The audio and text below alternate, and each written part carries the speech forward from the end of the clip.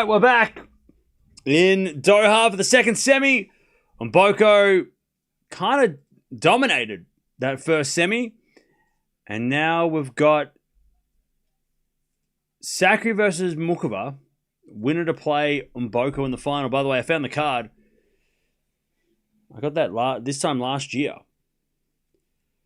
It says here it's event used memorabilia. So that is actually part of an outfit that she used somewhere. There it is. It's part of the Ace Relic cards.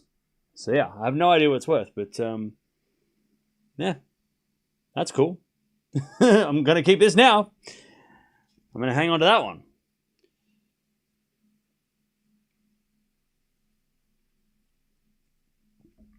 All right. Cool find, yeah. Well, I got it as part of like a bulk lot 12 months ago. And she had done a couple of things, but not on the main stage. And now I'm happy with that one. That's going to stay in the collection. Must be worth millions. I mean, look, billions? I don't know. I could probably check out if any have sold. Somebody's trying to sell for $100. I mean, I got it for $7. So that's fun. Yeah.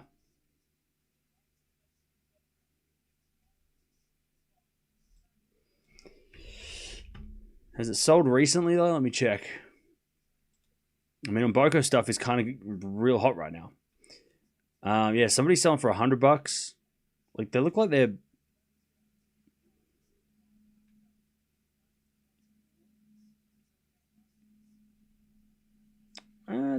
Somebody's trying to get $100 for it, but it doesn't mean it's worth $100.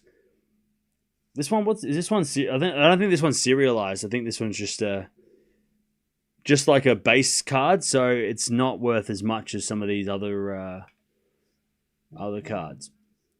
So it's not worth $100, but it's still a good one to have. Demon wins. Yes, let's go. Let's go. But yeah. But still cool. Get it signed. Maybe. So in tennis, they are allowed to wear the same colored jersey. It's not like in football. Yeah. That's exactly right. They're allowed to wear the same jersey. There's no rule at all.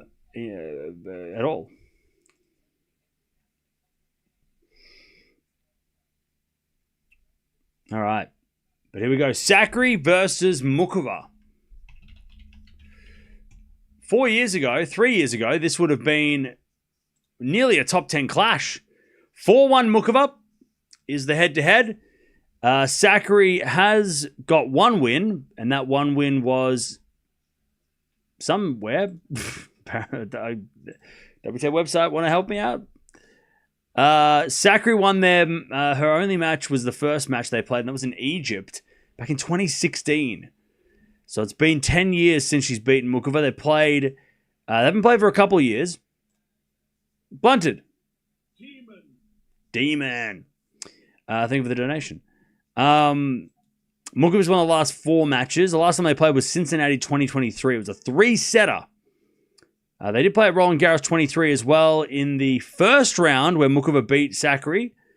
Also beat Sakkari in the first round of Roland Garros 2022. Also clay court tennis has been to Muchova. So hard courts make it a little bit more interesting, I think, for Sakkari. Give Sakkari a bit more of a chance, I think. So let's see.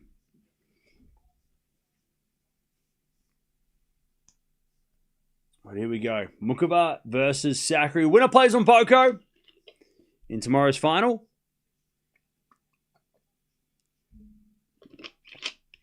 Also, this time tomorrow, we'll know the draw for Dubai.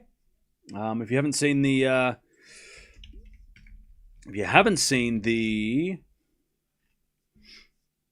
news, big news coming out of Dubai, which could really change the tournament. So go check out the news.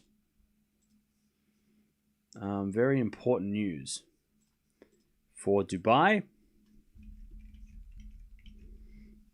Doha for the men also comes out tomorrow. The men's draw comes out tomorrow as well.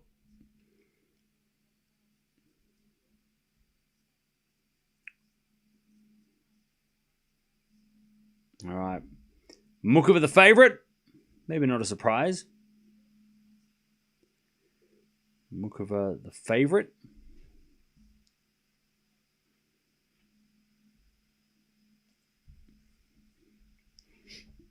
Let's see if Sakkari can back up the win that she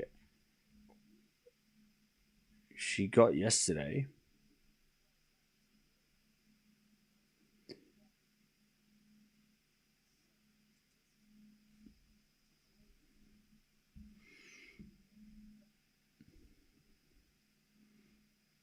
I want them both to win.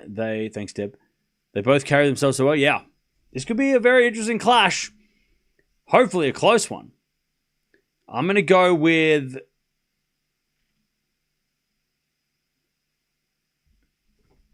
I'm going to go Sakkari. I'm going to go Sakkari. She's been playing really well this year.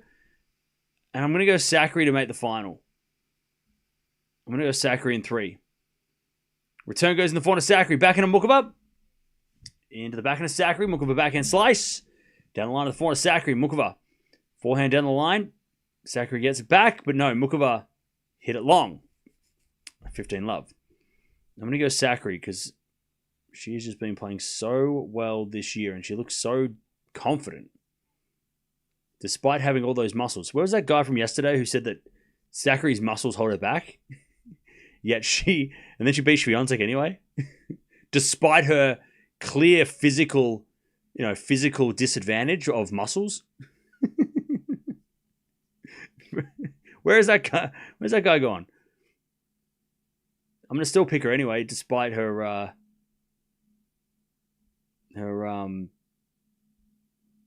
shredded physique. As we serve now from Sakkari. By the way, Sakkari seems like she does different service motion. As she hits the forehand inside out. Great shot. Slice goes in from Muchova. Forehand out from Sakkari down the line. That's a beautiful shot. 30 love.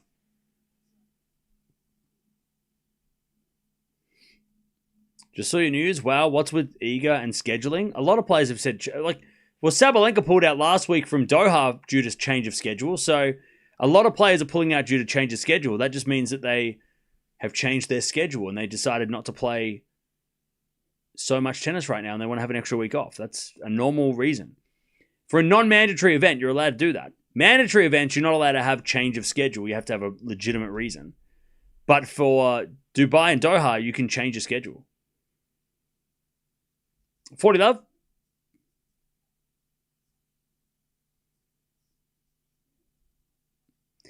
Igor Tudor is the new Tottenham manager. Cool, still trash. 40 love. Up the arse, Sunil.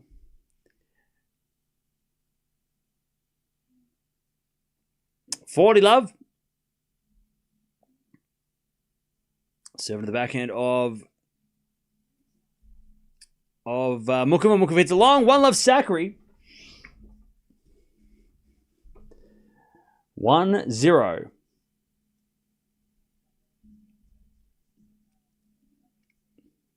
All right, solid start. I thought all WTA 1000s were mandatory. Nope. The only mandatory ones I believe are Indian Wells, Miami. Oh no, it might not even be Miami. It might be Indian Wells. I think it's Indian Wells, Beijing, Madrid, maybe Cincinnati. I don't think that. Well, that's what it used to be. They were the 4 that were like you had to be there. Let me check, because mandatory all comes down to rankings, right? It's not about it. It's mandatory for your ranking is what it relates to. Whereas on the men's side, all the 1000s are mandatory except for Monte Carlo because all the 1000s add up to your ranking. and are important for your ranking. If you miss one, you miss out on points and you get a big 0 for your ranking in that one of the 17 events that you have to cover. On the women's side, it's not the same. I think it's like 6 1000s are counted. I'm not sure if there's like a designated 6 or if it's just any 6, but let me have a look. It changed. They always alter these things every year though. So last year, actually maybe they maybe it is mandatory. Maybe they changed that rule.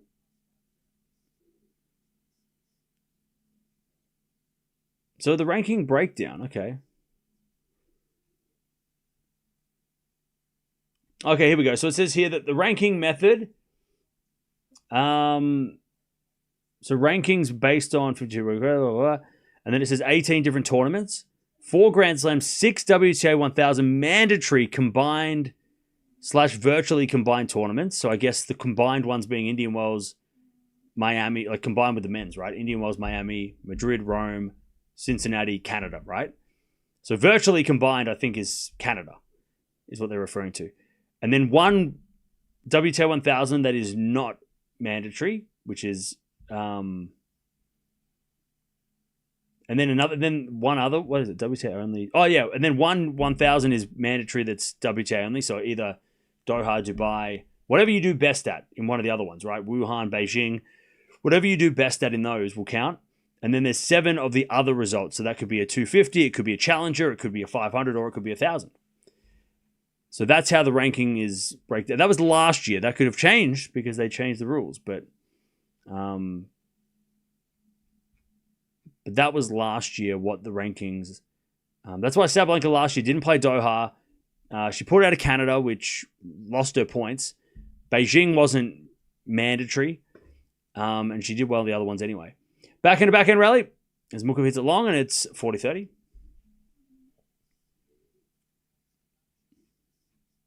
So I'm sure people are probably asking, or people are probably thinking, well, what happens if you play every 1000? Does it not all count?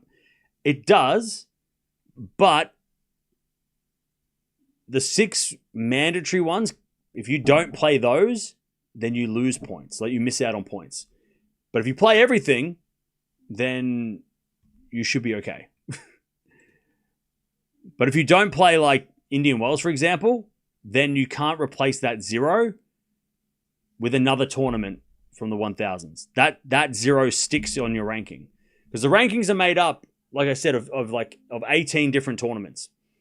And 10 of those tournaments you have to play. Otherwise you will lose, you won't, like you could get a big 0 if you don't play the Australian Open, right?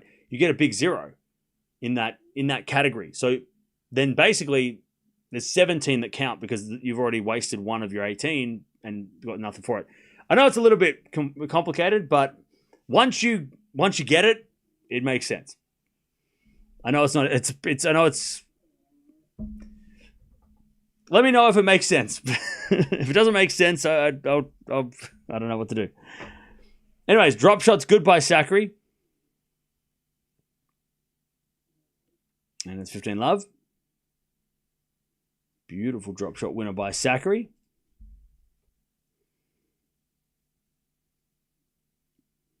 As we're falling out from Sakkari in the net. 15 all.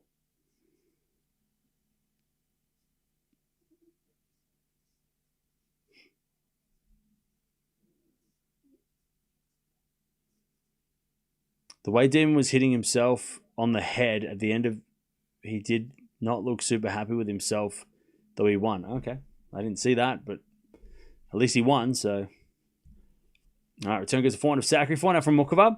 Into the backhand of Sakkari as Muchova backhand again to the back of Sakkari as Muchova backhand again goes down the line. Good shot. Sakkari forehand cross. Muchova gets it. Sliced. Into the backhand of Sakkari. Muchova backhand pass. That's too good. 15-30. 15-30.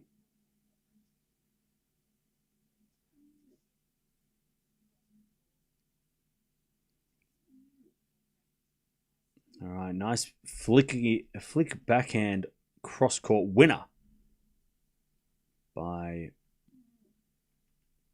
Muchova. As the return goes out by Muchova 30-0. The first seed never won in Rotterdam. Demon to make history. Really? Wait, Alcaraz won last year, though. How does that work? Oh, was Zverev the number 1 seed last year? Did he even play? They didn't even play Rotterdam. Are you sure? Are you sure? You just make that up. Alcaraz number 1 seed last year. Sinner was number 1 seed the year before. What are you talking about? Are you sure? The number 1 seeds won the last 2 years. Is that what you meant to say? Did I read that wrong? Maybe I read that wrong. The first seed never won Rotterdam. Oh no, I read that right. No, the last 2 years. Somebody told you? Well, that person's wrong. And you should never listen to them again. AKA, don't use ChatGPT. As with a volley now from Muchova, that's a winner. Deuce, don't use AI to find answers. Because they're going to be like, yeah, you're right. It's like, no, you're wrong, AI. Doesn't know everything yet.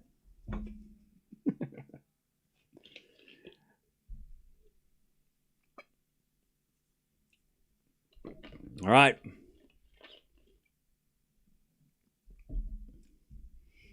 We get the deuce. As a return. Goes into the backhand now. Muchova, 4-0 from Sakkari. Oh, that's a great shot. Muchova puts up a lob, though. Bounce, smash from back forehand, from Sakkari. Bounce forehand. Muchova gets it back. 4-0 down the line to the backhand slice of Muchova. 4-0 from Sakkari again. Muchova backhand goes wide as she attempts a down the line pass. And it's advantage Sakkari.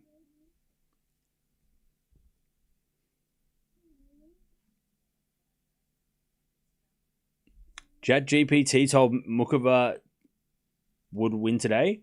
I'm pretty sure you're not allowed.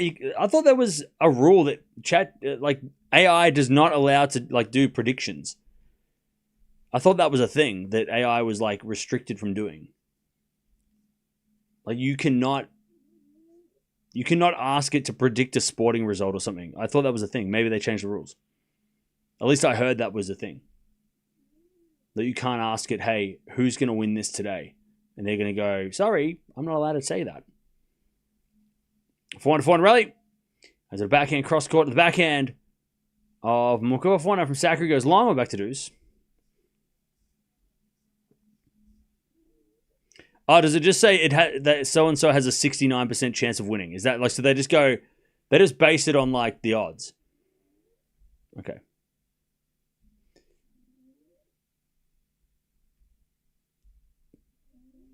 So they basically just do what the WTA website does. All right, deuce. Serve out wide the forehand of Muchova. Return goes short. Sakkari forehand down the middle. Muchova gets it back. Sakkari with a volley goes wide. Sakkari just didn't do enough of the approach.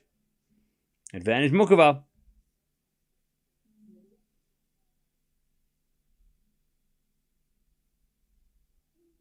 All right. Advantage Muchova.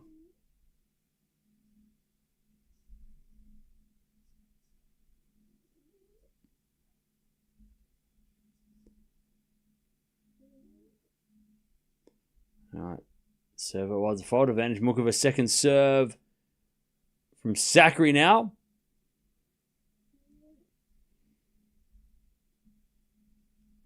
Muchova to get the break.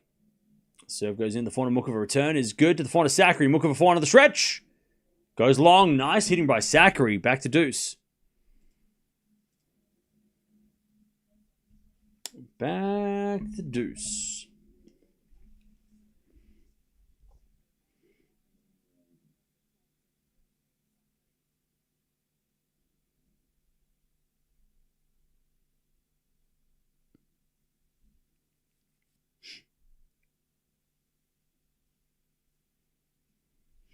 All right, as we get a fault. Second serve.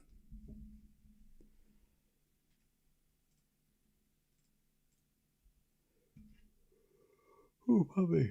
Second serve. The return goes in from Muchova to the forehand of Sakkari. Muchova Down the line to the backhand of Sakkari. Backhand in the net by Sakkari. Advantage Muchova.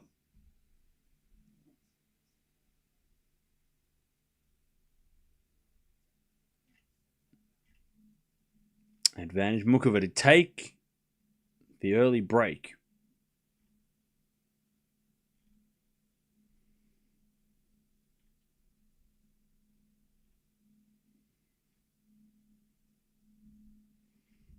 As a return, goes out by Muchova, back to deuce.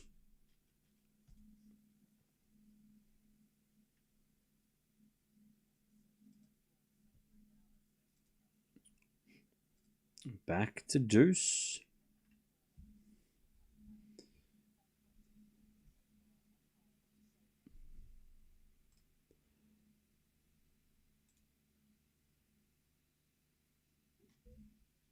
All right, backhand return from Muchova to the backhand of Sakkari. Muchova backhand into the backhand slice of Sakkari. Muchova slices it back into the slice of Sakkari. Now to the forehand of Muchova. Sakkari backhand again to the forehand of Muchova. Sakkari goes down the middle of the forehand to the backhand of Muchova. Into the forehand of Sakkari. Sakkari in the net advantage. Muchova again.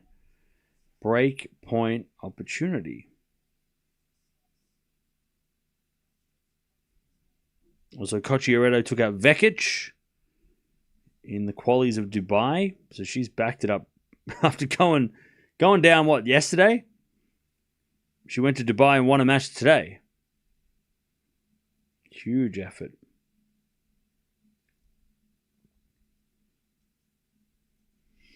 All right, advantage Muchova. Sakkari hits it out. There's the break. 2-1. Muchova leads. Also, Blunder, thank you for the 28 months. Appreciate that. All right.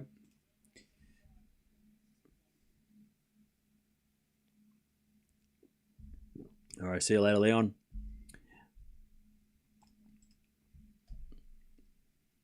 All right.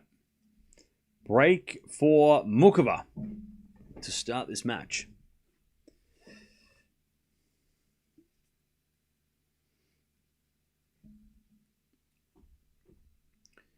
Cocchiaretto takes medical timeout and wins matches. Well, she's a genius.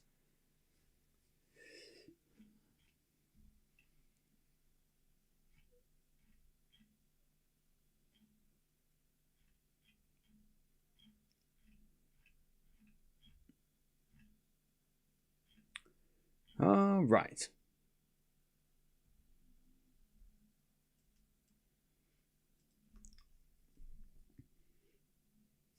Yeah, Cocchiaretto did lose the first at 6-love. What time is the draw tomorrow? I'm not sure.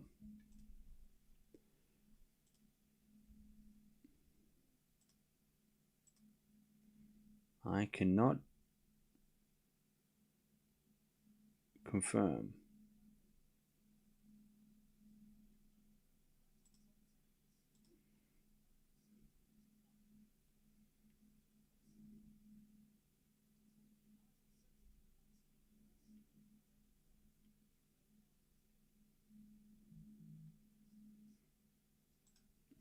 Okay. Muchova breaks. 2-1. As that goes out by Muchova, and it's love 15.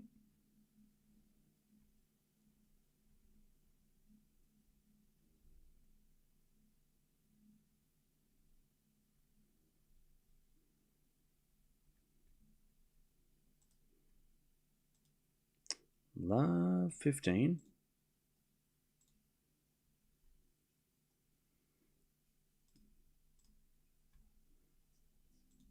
As Muchova with a lovely... Sakkari with a lovely winner. Love 30. By the way, can you hear those? Why is that not playing through the speaker? Can you hear that, chat, or not? Have the sounds not been playing the whole time?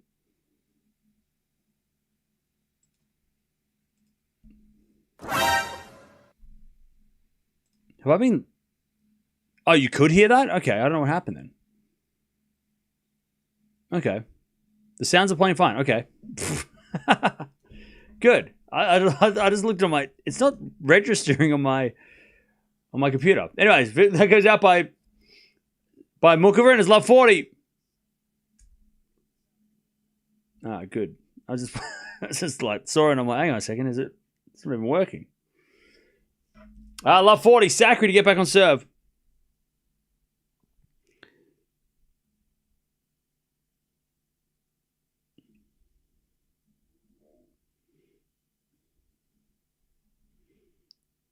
All right, first serve is a fault, second serve.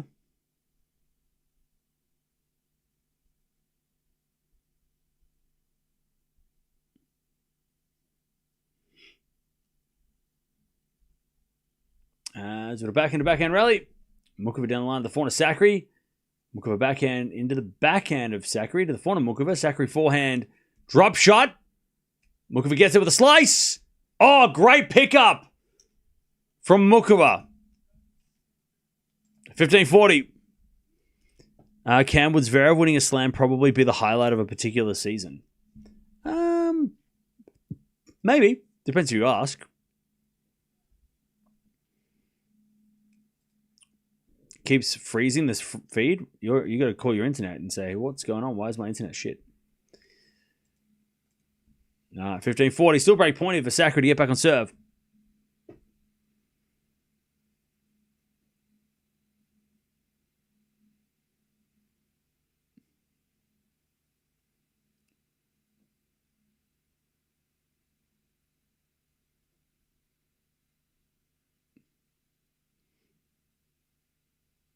All right, serve again. As a return goes in from Sakkari. Muchova goes straight to Sakkari, who hits it in the net. 30-40.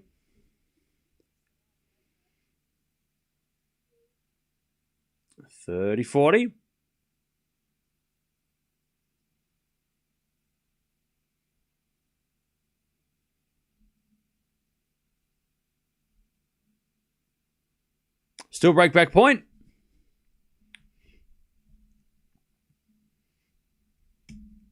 Old age is creeping up on Cam. Premature hearing loss. Bro, I've got all kinds. I'm going to be deaf by the time I'm 60.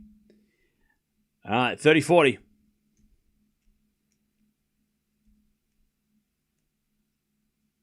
As a backhand return. Goes into the backhand of Muchova. Backhand now from Sakkari into the forehand of Muchova. Deep into the backhand of Sakkari. Muchova forehand again. The backhand of Sakkari. As Muchova slice. Into the Sakkari forehand. Muchova forehand down the line. Sakkari gets it with a backhand cross court. Muchova backhand down the line off the tape. Sakkari comes in. Forehand cross court. Muchova puts up a lob. As Sakkari with a smash. Muchova sliced the lob again. And then Sakkari puts it in the net. Oh, man. That was a great rally until that last shot. And Sakkari missed the easy one. Deuce.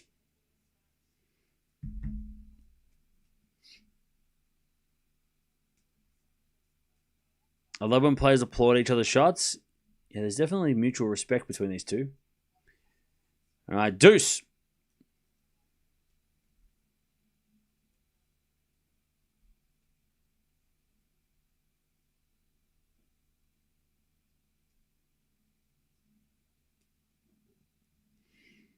All right, serve again.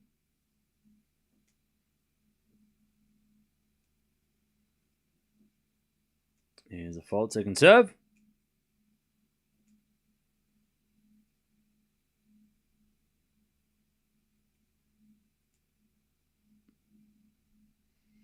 Serve into the backhand of Sakkari. Return goes into the backhand of Muchova. Sakkari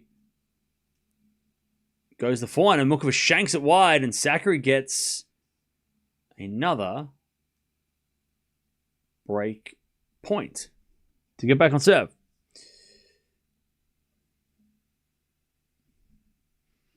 It'd be a highlight of Zverev's career. What, if you want to slam? Yeah. By the way, I saw a very interesting video with Patrick Mouratoglou, who has been, if you've been paying attention to the internet, he's been dividing opinions for the last couple of weeks. Forehand to backhand rally. Got Rafa's attention. As it a forehand rally again. Into the forehand of Muchova. Forehand now from Sakkari. Again, the forehand of Muchova. Into that Sakkari backhand. Muchova backhand again. The backhand of Sakkari. Into the backhand slice. Muchova. Sakkari forehand. Cross court, Muchova pass, Sakkari volley. Too good. We're back on serve, 2-2.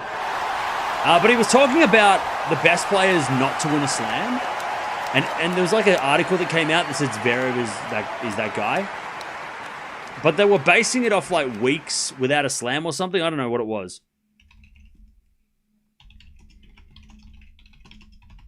Let me have a look at what this thing was. Again, chat, we've been talking about this for like 2 years, so whatever. Good to see that everybody's finally catching up to us. So yeah, apparently there was a poll that came out. The top 10 ATP players without a slam. The best, right? Zverev is number 1 with 373 weeks without a slam as a top 10 player. Berdych is 2, Ferrer is 3, Davydenko 4, and Tsonga is 5. But Mouratoglou made a really interesting list that I actually agree with, because I've been saying this for years, that Zverev is definitely, he might be the best player without a slam if he retires, without one. But Nalbandian's got to be number 2. Like, he's got to, and Rios is obviously up there too, right? But Nalbandian has been for me for years the best player without a slam. Like, if you know, as that goes wide by Muchova and it's 30 love.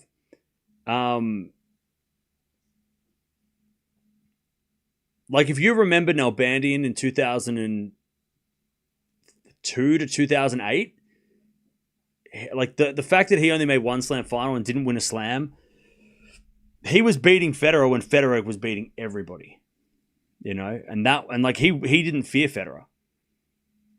And the fact that he didn't get a slam in that period of time is crazy.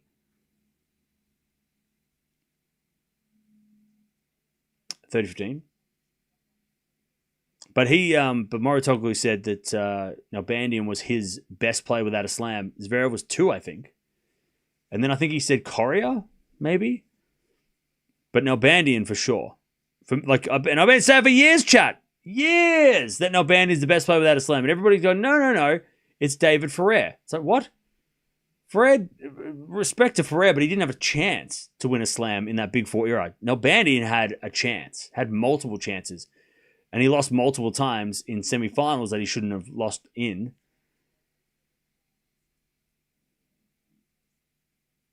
But Zverev is catching up on him.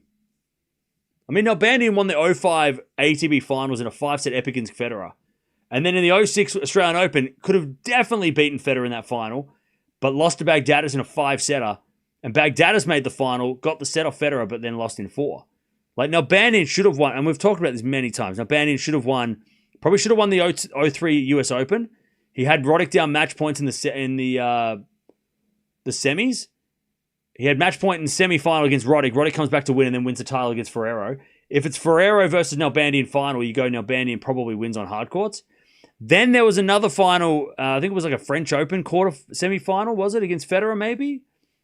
Nalbandian Federer semis in Roland Garros. I want to say 06 as well. Now, would he have beaten Rafa? Probably not, but he probably should have made that final. Yeah, he had to retire against Federer. It was 1 set all, and then Nalbandian had to retire. And Federer made the final, lost to Rafa in 4. And then there was another opportunity for Nalbandian somewhere. Might have been Australia again. Maybe it was Australia. I mean, Australian 05 Australian Open. He should have probably beaten Hewitt, who made the final, lost to Safin. But there was that opportunity. I mean, there was just like multiple chances for Nalbandian. I think even in the 04 French, I think he made the semis and lost to Gaudio in a 5-setter, if I can remember that properly. So he should have beaten Gaudio, who won the whole thing. Anyway, it's 3-2. I think it was the semis, maybe. Yeah, Nalbandian lost in straights. It wasn't 5 sets, my bad. But he lost to Gaudio in straights, who was on a tear that week, let's be honest. But also, opportunity. Massive opportunity missed for Nalbandian there. So when I heard that from Mouratoglou, I'm like, yeah, Nalbandian, I've been saying that for ages. Finally, I can hear it. Somebody else has said it. But Zverev, I think, If Zverev retires without a slam, he will have to be the best player without a slam because he had championship points in one slam. He had 2 sets of 1 lead in another slam, and he also made another slam final. Plus, he's got a gold medal. He's got a lot of 1,000 events. Now, Bandin, his resume is not as stacked as Zverev's. Zverev has a stacked resume in comparison. So Zverev probably overtakes Nalbandian if he retires without a slam. Rios is also going to be an honorable mention, but Rios only had 1 Grand Slam final. I think Rios didn't make that many semis or quarters either. Like Rios had a really good when he got to world number 1. He had a really good. I think he won Indian Wells and it got him to number 1 in like 2000, like 98 or something. But Rios had a really good like 2 years period that got him to like the top of the top. Whoa, that guy has all the badges. That guy must be weighing a ton.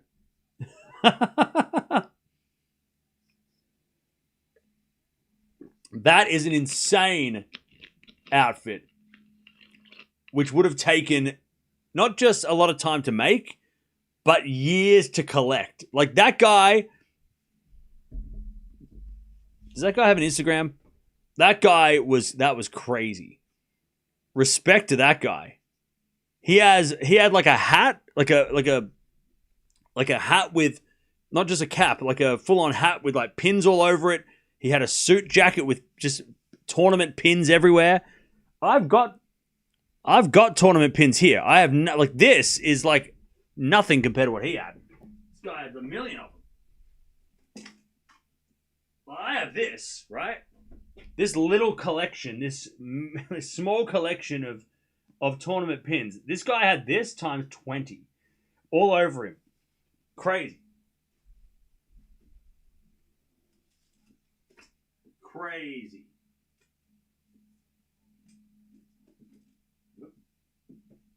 Madness. That's commitment. That guy's a tennis fan. That jacket's probably worth thousands of dollars. All right, 30 love.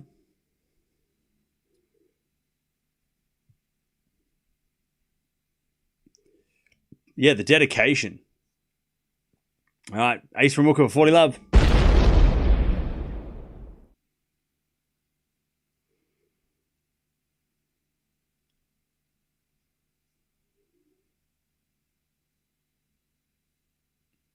All right, 40 love.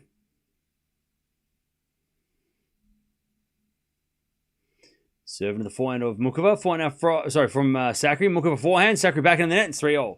What about Tsonga?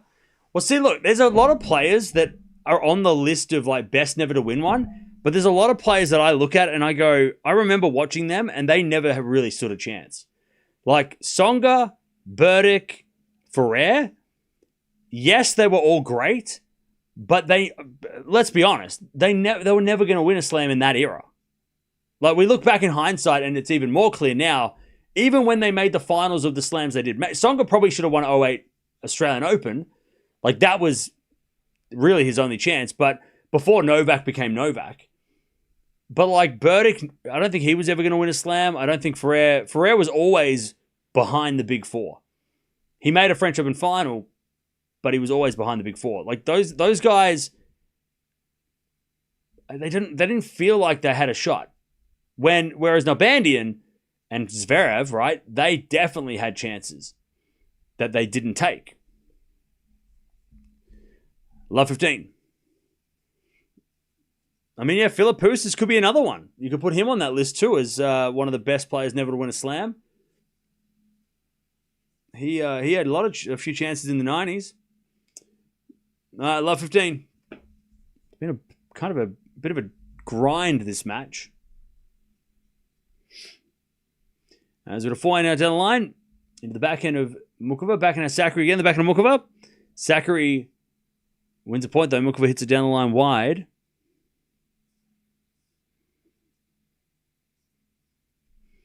It's 15-0.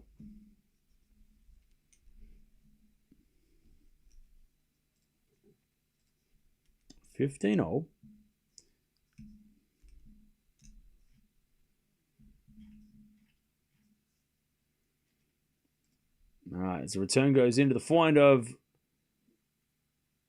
Sakkari, but Sakkari overhits the approach.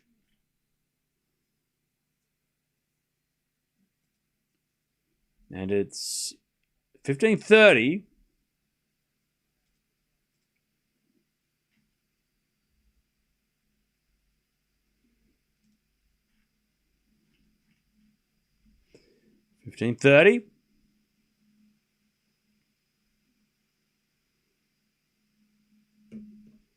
As the backhand return goes into the backhand of Sakkari. Muchova forehand now. Goes the forehand to Sakkari. Down the line of the backhand of Muchova on the stretch. Sakkari slice goes wide on the approach. 15-40. Tsonga, Berdych better than Cilic. Cilic won a slam.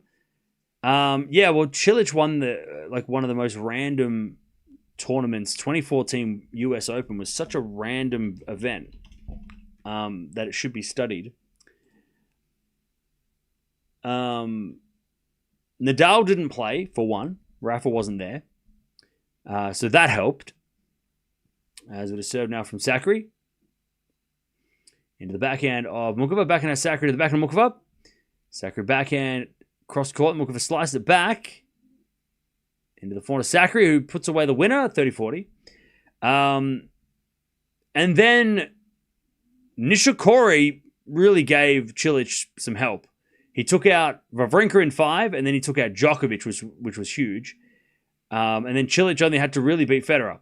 He did beat, also Murray. Sorry, Murray went down to Murray and Djokovic played each other. So Murray was number 8. If Murray had been higher, it would have been harder. But Murray was down number 8. As Sakkari hits another winner, it's deuce. So Cilic beat Berdych along the way. Ferrer lost to Simon, so that helped. Dimitrov went down to Monfils, that helped. But yeah, Cilic, he did beat Berdych and Federer, and then Nishikori in the final. But I mean, the chances of that you only have to play one Big Three member in a slam in the 2010s, that's insane. Like, so many players had to play multiple big three, or even big 4 members, you know? Good pass from Sakkari. Muchova hits it out in the forehand, and it's advantage Sakkari.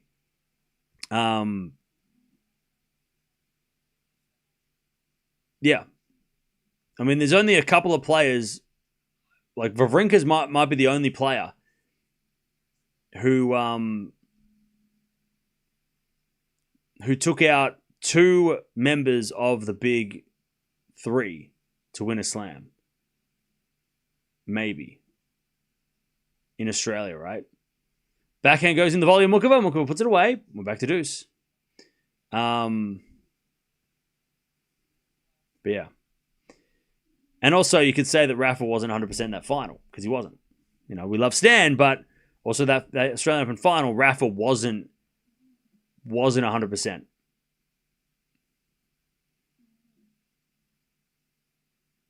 So we're getting a little bit of luck. I mean, that's what the 2010s were. It's like you were lucky.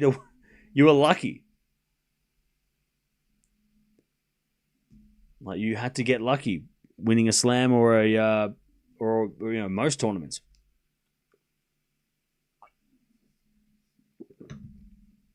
Deuce. And the return goes backhand now. Volley in the net by Muchova. Advantage Sakkari.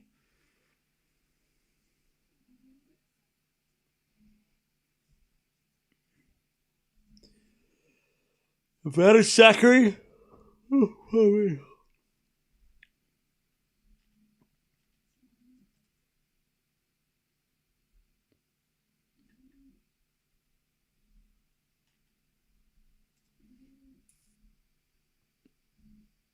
Sakkari serves.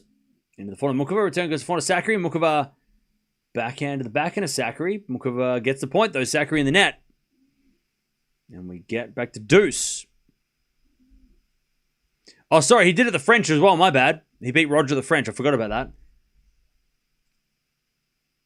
So, yeah. So maybe it wasn't luck. Luck is probably not the right word.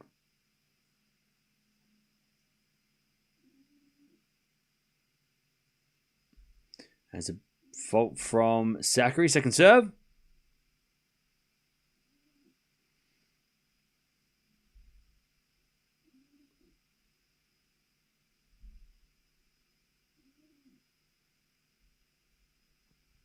As the return goes into the forehand of Muchova, back in our Sakkari to the backhand of Muchova. A Sakkari forehand goes wide. Advantage Muchova to get the break.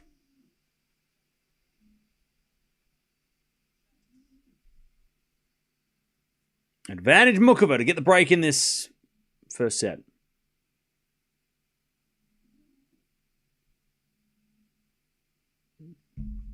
All right. Serve again.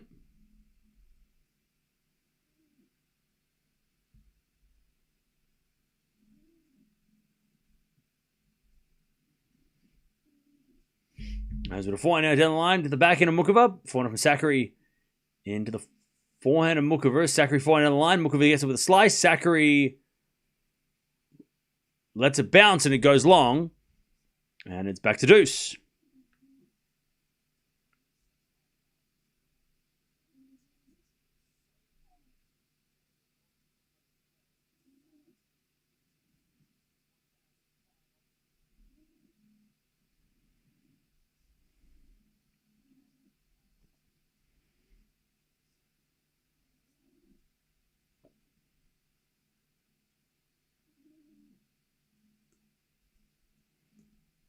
All right, as that goes out by Sakkari again. And it's another break point for Muchova.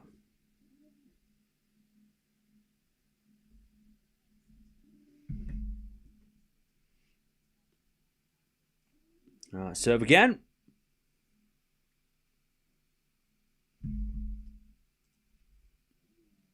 As the return goes into the back, forehand of Sakkari, backhand of Muchova to the backhand of Sakkari. Is Muchova into the backhand of Sakkari. Muchova backhand again.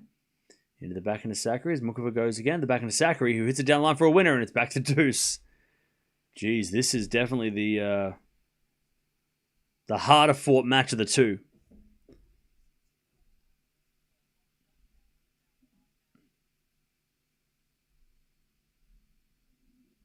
All right, deuce.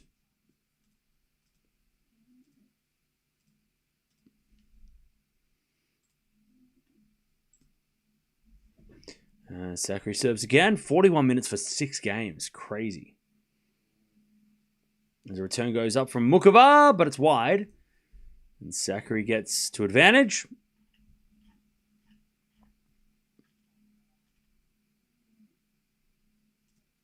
Advantage Sakkari.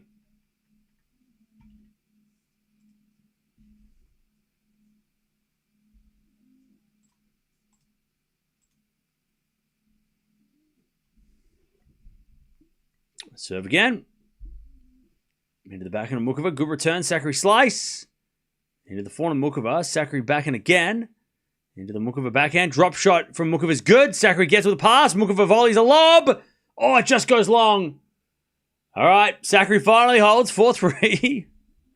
4-3 in the first set here. All right. Sakkari keeps the lead.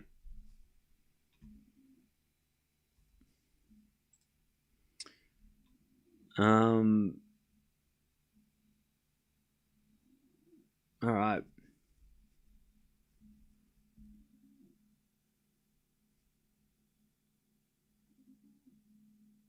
Does Adidas only produce orange single-colored dress? Yeah, I guess so. I guess. I mean, let me check. Are you looking to buy one or? Let me have a look. I think it's white or orange. I think it's sort of like that's the combination they're going for because the men had a white shirt or an orange shirt. So actually, no. I think on the ladies' side, it's only orange. Pure orange, it's called. I'll tell you, I do think it's silly. Also, for a visual point of view, right? It's silly that two players are wearing the same outfit. But also, I think it's stupid from like a marketing point of view because if you're Adidas and you've got two players competing against each other, why wouldn't you make two different colors so that way you could showcase two different outfits and people would... Because the reason why, like, I mean, the sponsors, you know, the reason why, I mean, you're in a position where two players from your company are wearing your outfits. Wearing the same one just seems like it's overkill. Like, they're both representing the exact same thing. Why not have two different colors? So then one player can wear the alternate version. So then for viewing, for us, it makes it easier for us. Because right now, besides the headband that Muchova has, it's tricky to tell who's who. I mean, I've mucked it up a few times. You've been paying attention. But also, like, if you have an alternate color, maybe people don't want the orange. Maybe somebody wants to buy the alternate color. And then you could have two different, like, options that people could buy to wear on their Tuesday night doubles competition. Does that make sense? Like, it seems silly. Like, I never understand why there should be these clothing companies should make that. First, they should make two different colors, but then they also should have a thing saying, okay, on our roster of players, if you play each other in our roster, the higher ranked player gets to wear what they want, and then the other person has to wear the alternate. Like home and away in any other sport, right? Jerseys that clash or outfits that clash, let alone the exact same one, is crazy. Like, I feel like it's a way, like, Adidas are making a massive error here. You know what I mean? Anyways, that goes out by Muchova. Love 40, Sakkari. Which, what would I know? I'm just some random dude in his house who's trying to figure out who's who because they're both wearing the same outfit. Seemed logical. I thought so. Love 40.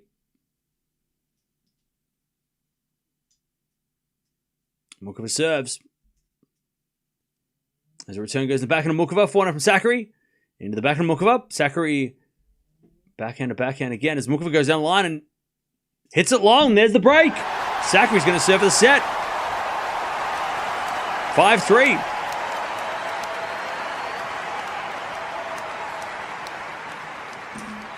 Okay. The break to Sakkari. She's going to serve this set.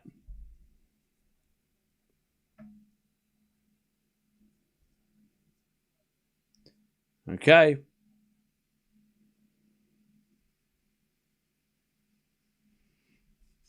Here we go. Sakkari to serve. Into the forehand of Muchova. Return goes long, and it's 15-love.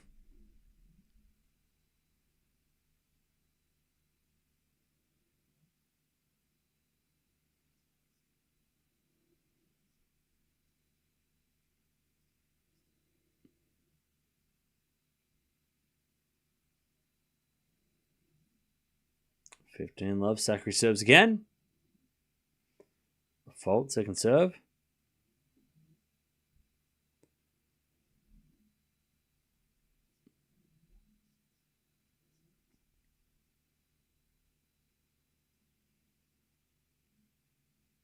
As Muchova hits it on the return, 30-love.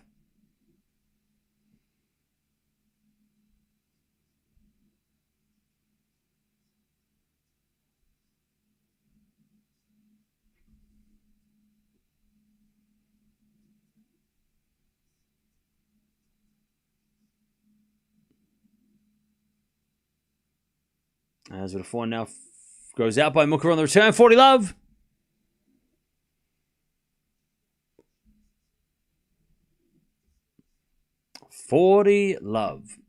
Set points for Sakkari to take the first set.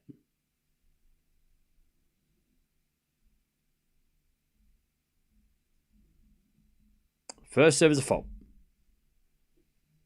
Second serve.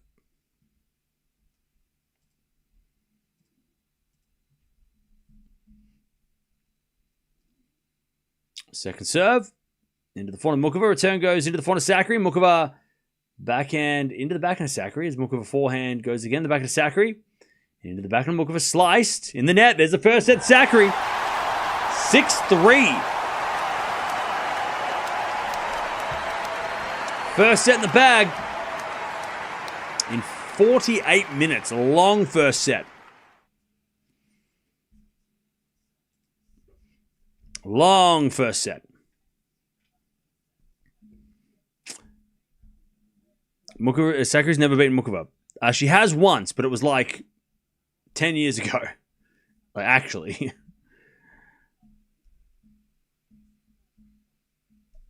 I 100% agree on uniform alternate style recommendations. Yeah, I mean, like, it's a no-brainer, right? I mean, it's a nightmare for viewing, but it just seems like a stupid marketing to have like the same players wearing the same outfit.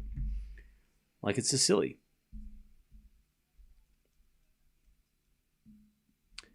Muchova 1 of 7 break points, yeah. 8 winners, 16 errors. Muchova 8 winners, 11 errors from Sakkari. 2 out of 5 break points converted for Sakkari. Muchova just didn't take her chances. Who do you think wins the tournament? Mboko.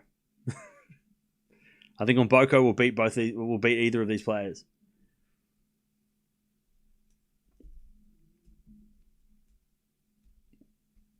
All right, Sakkari takes the first.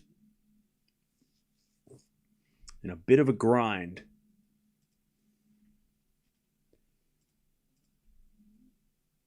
All right. By the way, chat, what's everyone doing on their Friday the 13th? Is anybody celebrating? Or does anybody do anything like a seance or I don't know. You join the coven? I don't know what happened. Is anybody doing anything? Any crazy stuff? What's up? Anybody doing anything fun? I watched Alien. I feel like I'm going to make a tradition now, my own tradition of I'm going to watch a horror movie on Friday the 13th as a ritual. I watched Alien today. Space horror. Some of the scariest kind. I don't know when the draw comes out tomorrow, but it comes out tomorrow. Early Valentine's because restaurants are too crowded. So you're celebrating Valentine's on Friday the 13th. That sounds dangerous. That sounds... Look, I'm not superstitious, but that sounds scary. Pun intended.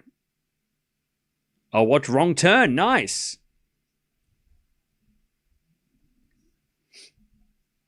It seems Sakkari closer to the trophy.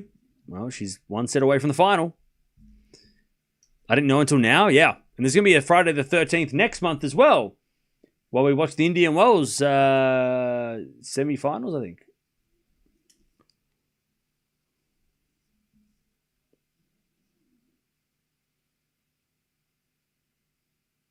All right.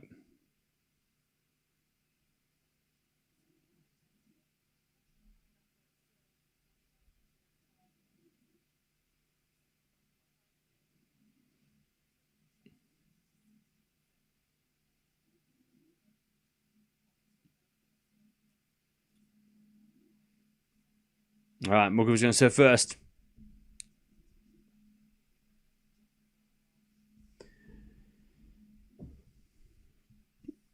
What was the best thing about Alien? The Alien. Muchova versus Sakkari, battle of the built. Okay. Oh, Mboko versus Sakkari. Okay. Friday the 13th opens up all kinds of options, like not having to find red clothes. Black is a great option. Well, look. I don't know if anybody was paying attention, but I am wearing this. Tomorrow I'm going to wear this too, but that's because this is what I wear every day. But also, yeah.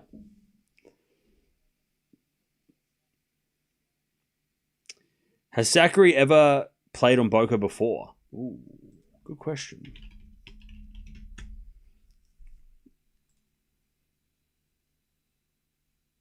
No. Never played before. First time meeting.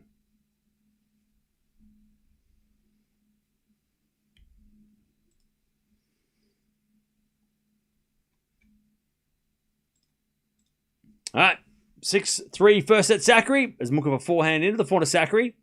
To the forehand of Muchova. Sakkari wins a point though. Muchova hits it wide. Love 15.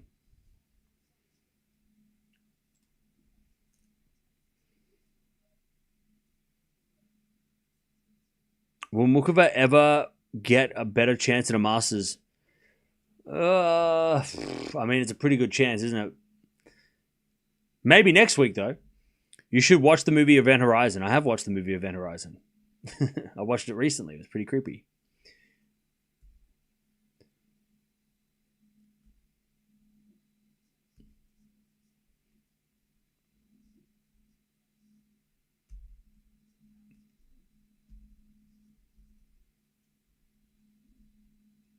All right.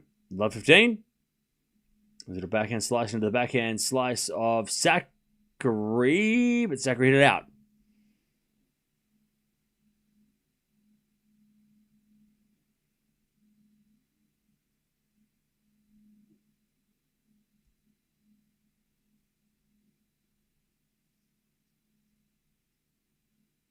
Fifteen all.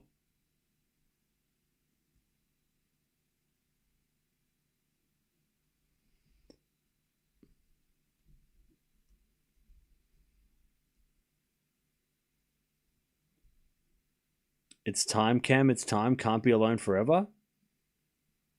Is that a quote from a movie?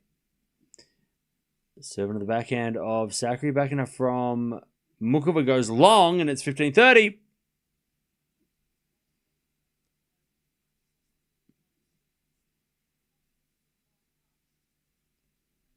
$15-30.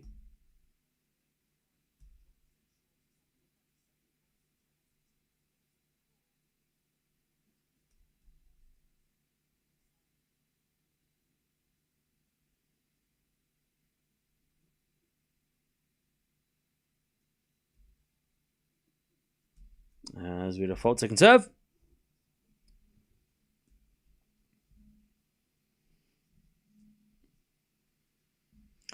$15-30. Sakkari looking for the break. Return. Into the backhand of Muchova. Sakkari backhand on the stretch. Muchova comes in with a volley, but it's in the net.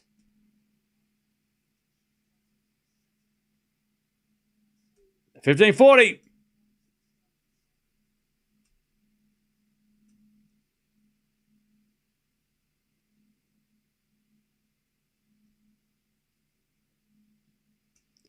$15-40.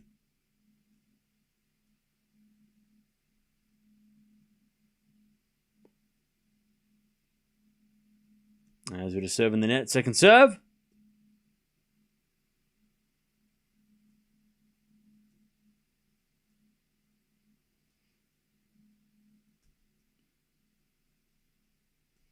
As a return. Goes into the forehand of Muchova. Backhand from Sakkari to the backhand of Muchova. Sakkari slice. Into the forehand of Muchova. That's a good shot. Sakkari gets there. Muchova volleys it away. Sakkari gets it with a slice of the tape. Oh, it doesn't go over. 30-40. Muchova survives.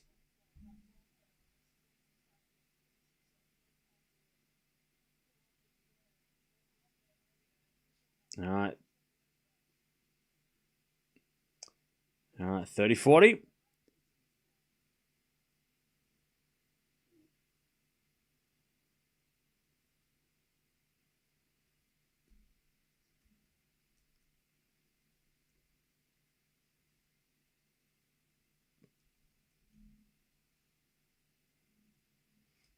As Sakkari hits a winner down the line.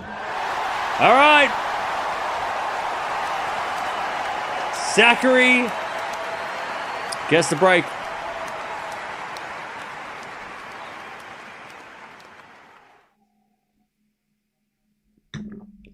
All right.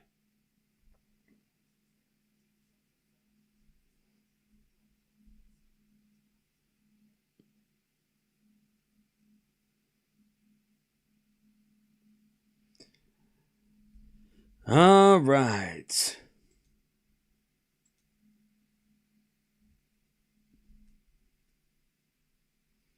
One hour played. Sakkari is in control for now.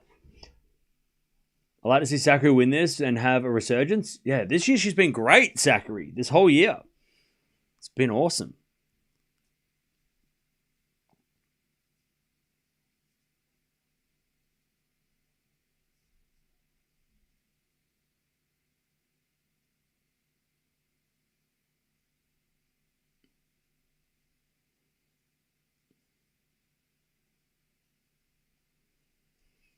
All right.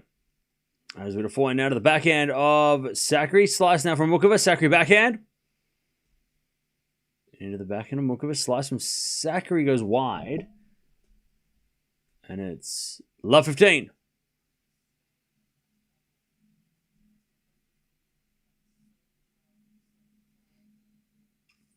Cam, you said Swiatek can get to 10 slams in her career, but how about Coco, Raducanu, and Sabalenka?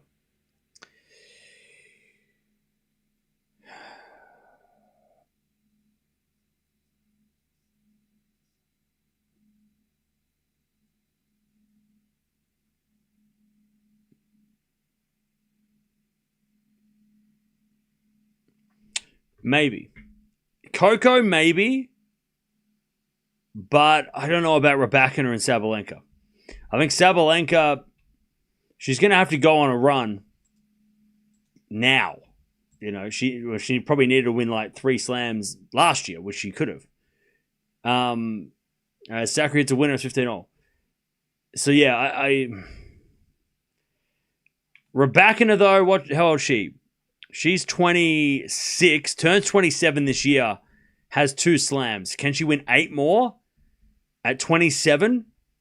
I mean, it's not impossible, but she's probably going to have to win like 3 slams this year. And that'll get her to 4. So, I mean, Sabalenka's got 4 slams at 27, turning 28 this year. I mean, she's almost halfway there, but she needs to win 2 slams this year probably to keep it going. Coco's got time on her side. That's the difference, right? Like Coco's 21, turning 22. She's got 2 slams. So she's got, you know, an extra couple of years on, like, you know, 3-4 years on those ladies. So if I had to say, I would say Sabalenka, if she can win 2 slams this year, puts herself in that conversation for sure. But Gauff has time. But Swiatek's got, like, she's the one that was winning the slams at a young age. She's 25 this year, and she's 6 slams, right? I mean, so yeah, like maybe, but again, they can't all get to 10. I don't think they can all get to 10. And 10's a lot. 10 is a lot of slams. 40-15. Like 10, we're not talking about like, oh yeah, you know, just a casual 10. I mean, 10 is a lot. Not many players have won 10 slams on the women's side or the men's side. Double digits is a big, tough achievement.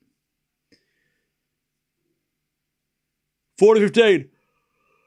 As a return goes nowhere because of the fault. Second serve. Second serve.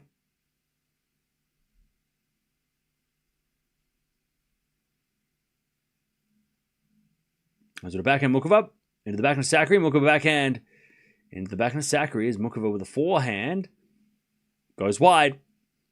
And it's 2-love Sakkari. But look, realistically, only one of those players that I mentioned will get to 10, right? Because you got to remember that there's only 4 slams a year, right? And there's also other players that we're not even talking about that could steal those slams. It's not like, you know, Gauff, Sabalenka, Raducanu, and Swiatek are dominating the slams and no one can beat them. No, you've still got Pegula around. You've still got Keys who can be dangerous. Andreeva's coming up. Mboko's coming up. These 2 ladies are getting back in form, right? Anisimova's there. You know, Palini's still around. And that's just like the top players, right? The top of the top. So, like, realistically, one of those players is going to maybe get to 10. Maybe. And I think Swiatek is the closest. Because also Swiatek can win on every surface. She's won at every slam except for Australia, but she's made the semis a few times there. Like, she has the best chance because she can win everywhere. Sabalenka could have been on that list, though, because if she had just converted some of those finals. But unfortunately, Sabalenka over the last probably 2 years, maybe 2 years, she should have won. She won Australian Open last year. She should have probably won the French. She probably should have won Australia this year, So that's 3 slams gone. She probably could have won Wimbledon last year as well. Had she beaten Anisimova and then on the grass in the final against Swiatek, who knows what would have happened. So she probably should have had 6 or 7 slams, Sabalenka, right? And that's just in the last 2 seasons. The season before that, there was other opportunities. There was other chances, right? But she didn't. She has 4.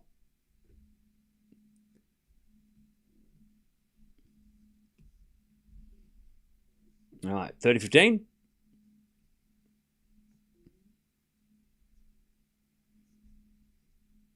As we return now from Sakkari in the net. 40-15. Yeah, Jovic is another one coming through. I mean, there's a lot of young players coming through.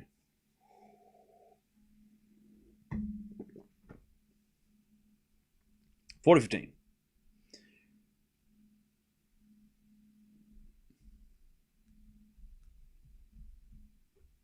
All right, serve again. Into the backhand of Sakkari. Backhand up from Muchova to the backhand of Sakkari. Muchova again to the backhand of Sakkari. And then Muchova in the net. 40-30. 40-30.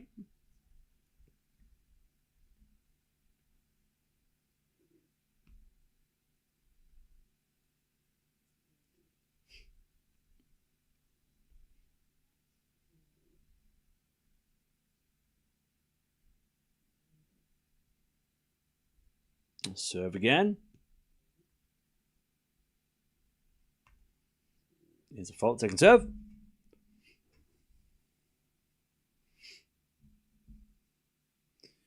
Second serve.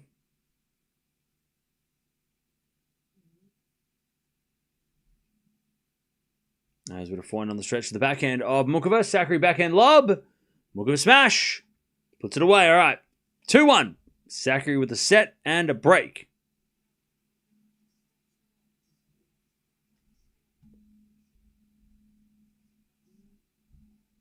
All right.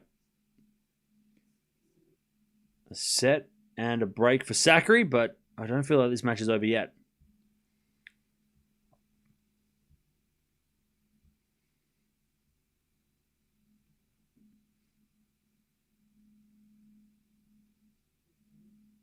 I can only see Raducanu winning 3 more slams because of her age. Okay. Do you think on Boko winning a slam? She will win a slam, yeah. Eventually.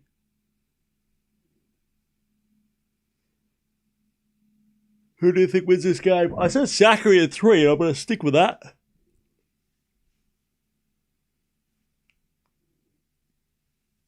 No medical timeouts today, so we've had no injury concerns.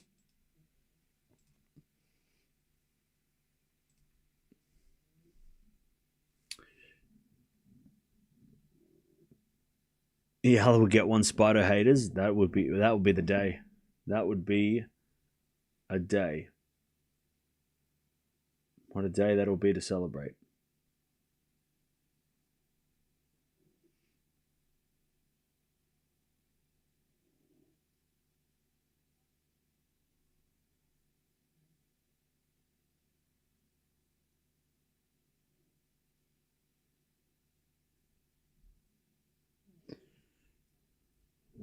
All right.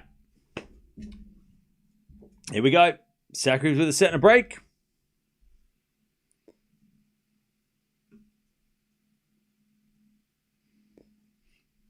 As it a forehand from Sakkari to the backhand of Muchova.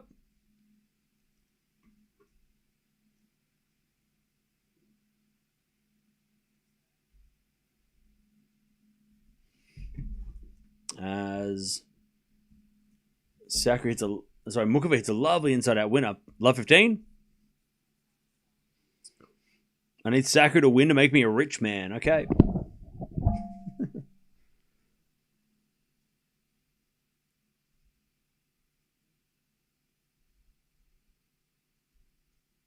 All right, as we get a 4-1 from Sakkari. Goes long on the approach. Love 30.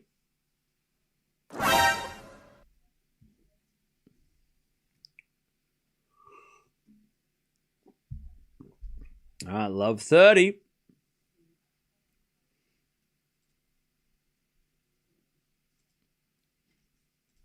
Serve again. Love 30. And Sakkari serves again. Into the backhand of Muchova. Return goes to forehand of Sakkari. Muchova backhand again. The backhand of Sakkari. Into the backhand of Muchova. Sakkari down the line to the forehand of Muchova. Sakkari with a forehand. Into the forehand of Muchova. Sliced. Sakkari backhand. Muchova gets it with a backhand. Into the forehand of Sakkari. Who hits a drop shot, but Muchova's going to get there. Sakkari with a volley. Muchova with a smash. Good hands. Muchova. Love 40. Good hustle from Muchova too. Love 40. Thoughts on Serena coming back? She'll play doubles with her sister. That is my thoughts and my prediction. All right. Nice hands from Muchova. She gets 3 break points.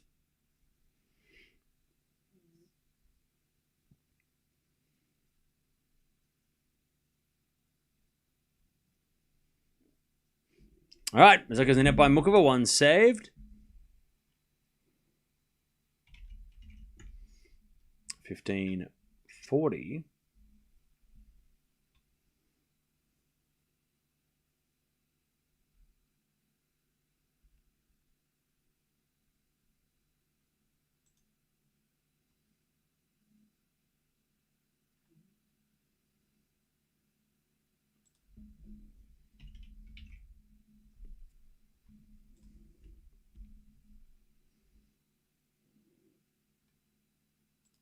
All right, 15-40.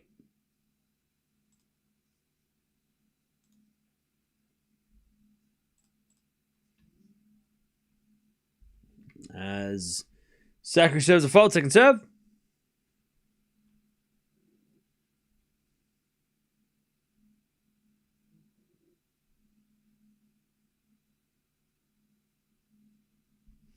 As she double faults, and there's the break back. 2-2. 2-all.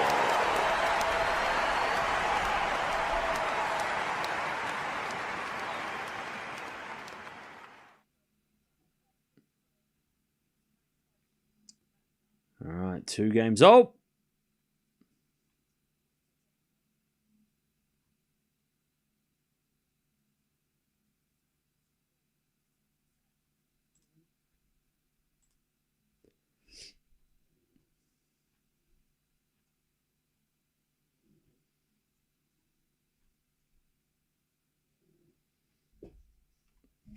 All right, and Sakkari makes another error. Sakkari's starting to get a little bit frustrated. 15 love.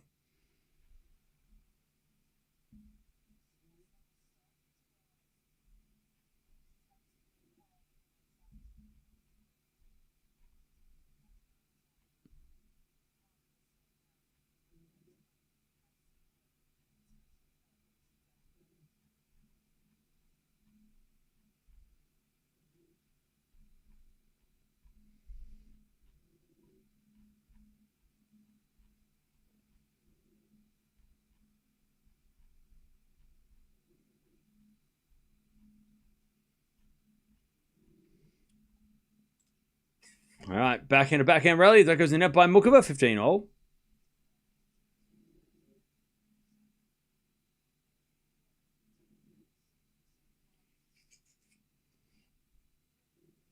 $15-all.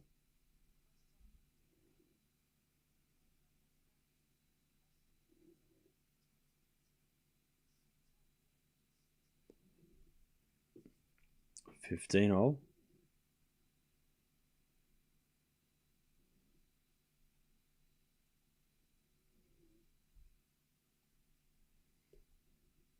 As with a forehand goes out by Muchova down the line, 15-30. What's your favorite tennis season? Clay, grass, or hard courts? I like clay. Personally, I think the clay season is so much fun. And I love that it feels like a proper season.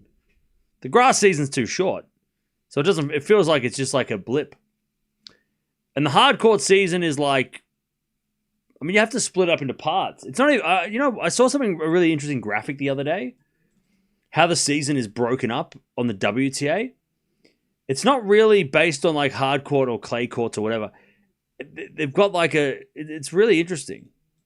And I think this is how the WTA do it. The ATP have a different reason. But you have like the Australia swing in January, right?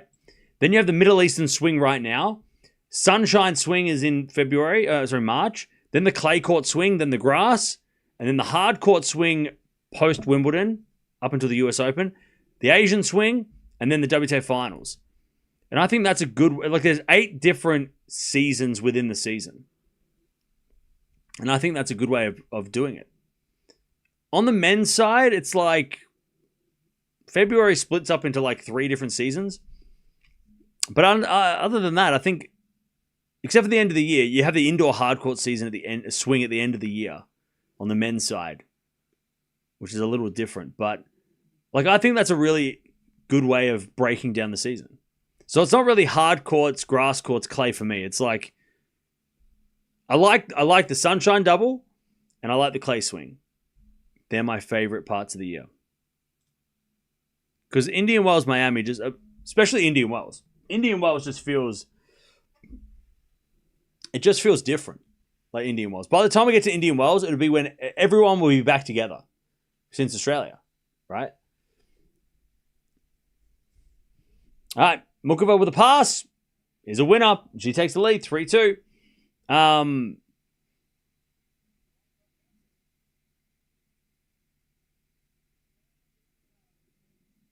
But yeah, she takes the lead 3-2. Cam likes dirt. He also likes things dirt cheap, thrifting. Well, yeah.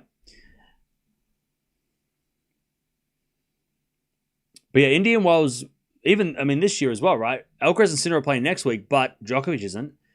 Swiatek Sabalenka won't play for the first time together until Indian Wells. So Indian Wells will be like a reunion.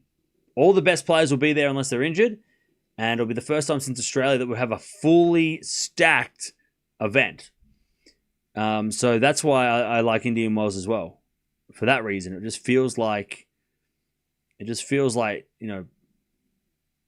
such a big event.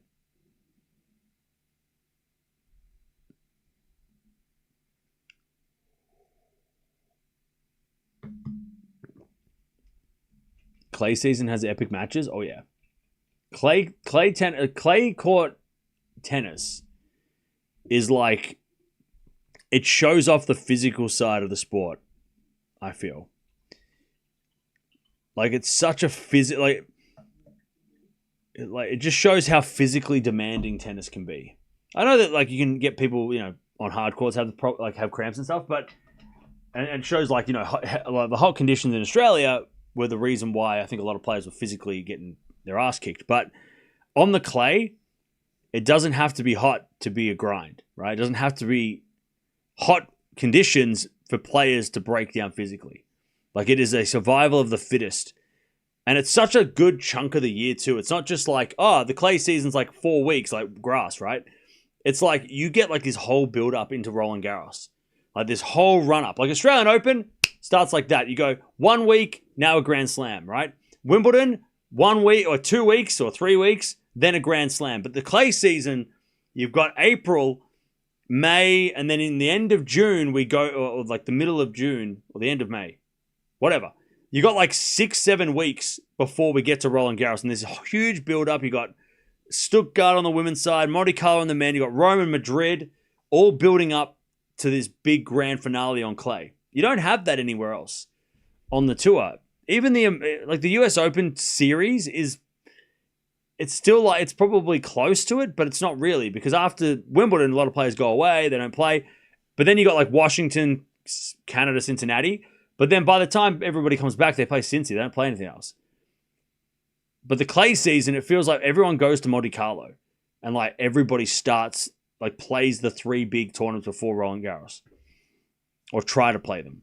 And I love it. I love that. Like, it feels like a whole different part. Like, it's a season within the season. You could take the clay season out and just play it on its own, and it's like it's a whole movie on its own. I love it. Because there's nothing else going on except for clay. Like, no hard courts. There's no one else playing on any other surface. Everyone's playing on dirt. I love it.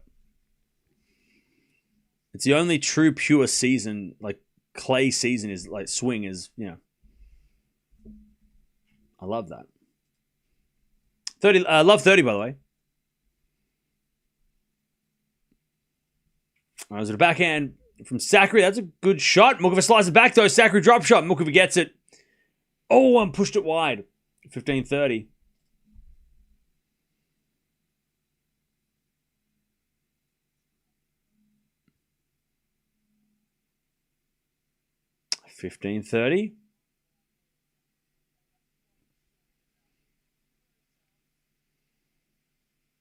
Currently sick with a sore throat, stomach ache, but still can't miss practice later. Hey, take care of yourself. Don't push it too hard. You got to be careful.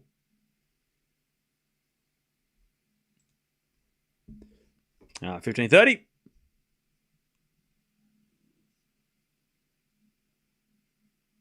As the backhand return goes down the line, the forehand of Sakkari. Muchova backhand of the forehand of Sakkari. Sakkari overhits it. 15-40. Muchova to get the break here in the second. And Boko's the final boss. Yeah, she's going to be. The winner of this will play on Boko in the final.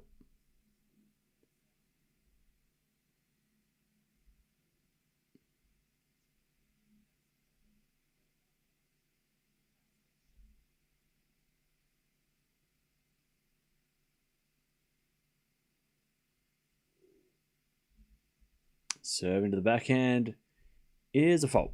Second serve.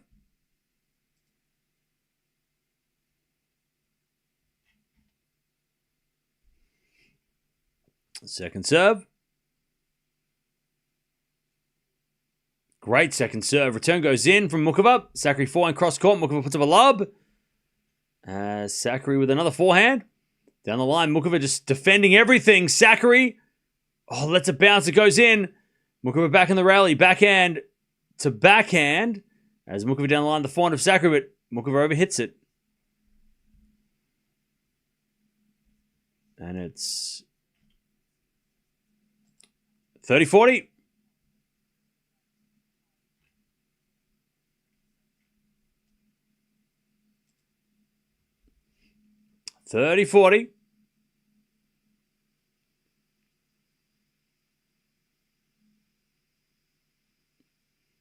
As the return goes in the backhand of Sakkari, backhand of Muchova. Into the backhand of Sakkari. Muchova slices. Sakkari slices it back into the forehand of Muchova. Sakkari forehand. Goes long. All right. Muchova gets a break in the second, 4-2.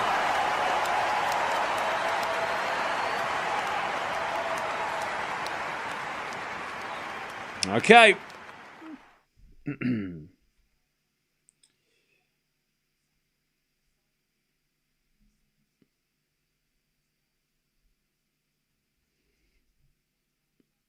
All right, back to Muchova leading.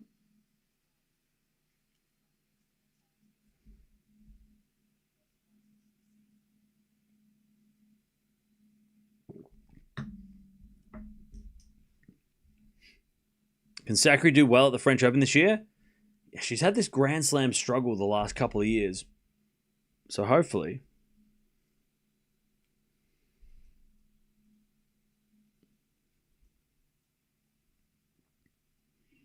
All right, so the final starts at stupid o'clock my time. That's great. This goes out by Muchova as love 15.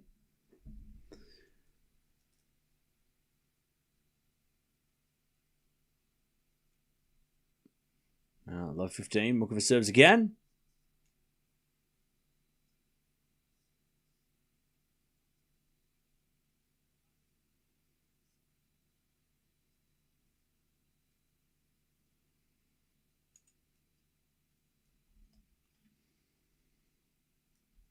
As we get a lovely volley there from Muchova, and it's 15-0.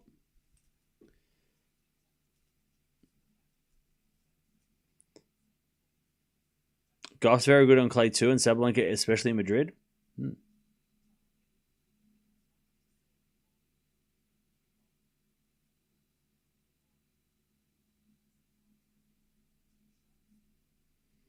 All right, 15 all.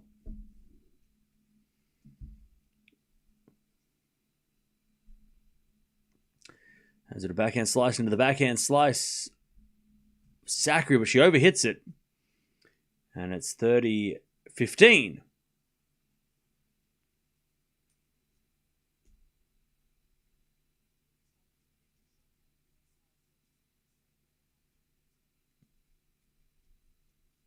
As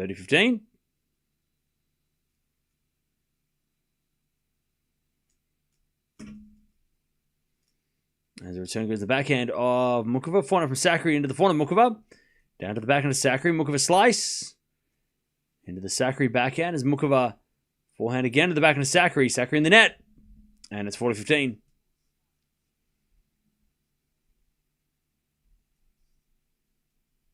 Muchova to go to 5-2.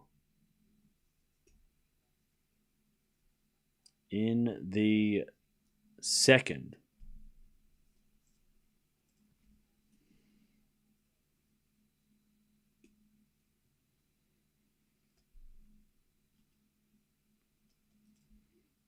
As a return, nope. That is a fault.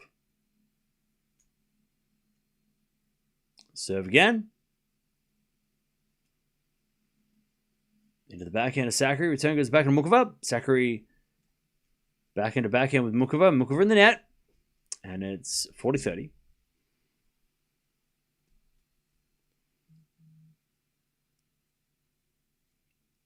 $40-30.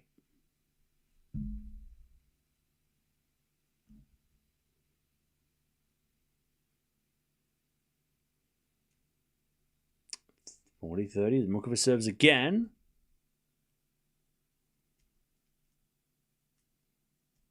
Into the forehand of Sakkari. Return the net. Muchova 5-2. Second set. Muchova stays up. All right. How are we doing, chat? Where are we watching from? Where are we watching from, chat? I haven't asked that today. Pardon me. I'm in Australia. It's 5 a.m. Yes, I stayed up all night.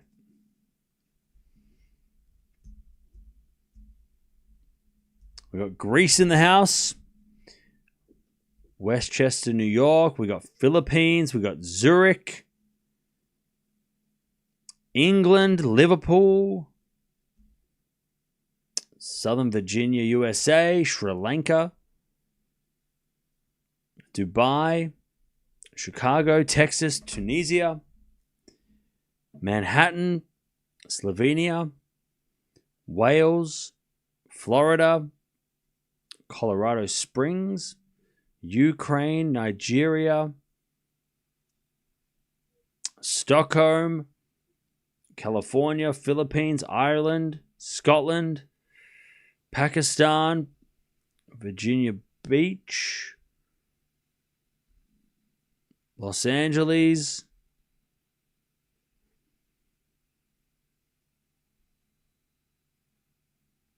Madrid, South Africa, Uganda, Arizona,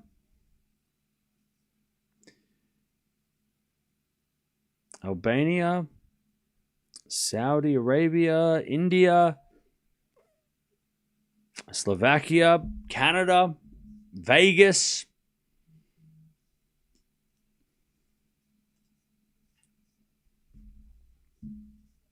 all right. Sakkari serving to stay in the set. As the return goes to the backhand of Sakkari. Backhand now from Muchova. To the backhand of Sakkari. Muchova backhand to the forehand of Sakkari. Sakkari in the net. Love 15.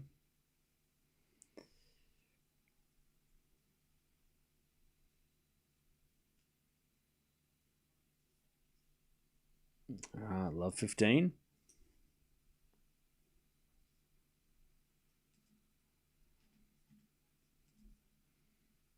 Serve again. Into the forehand of Muchova. Muchova in the net.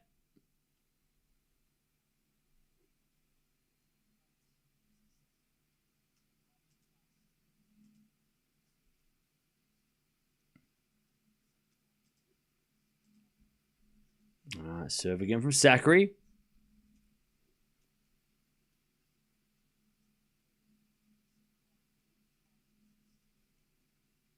As we default from Sakkari. Second serve.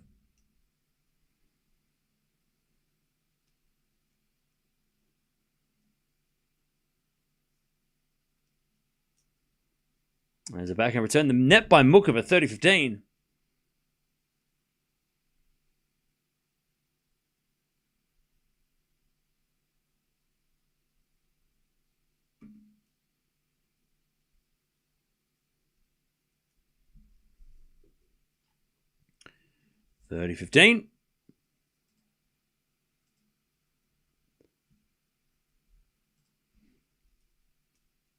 All right, we get a fault. Second serve.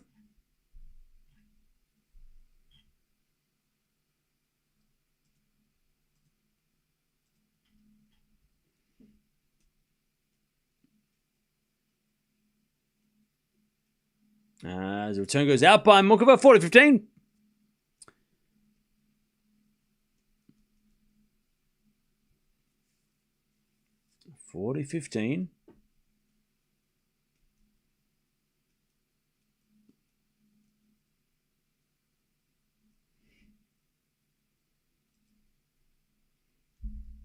Sakkari serves. A fault. Second serve.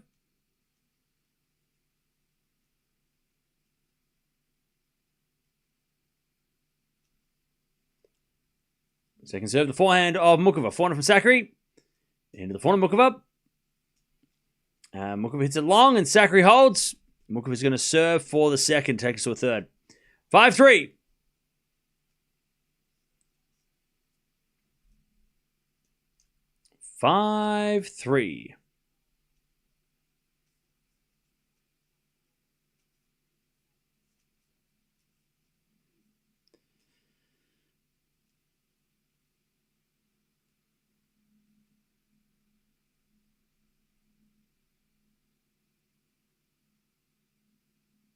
All right.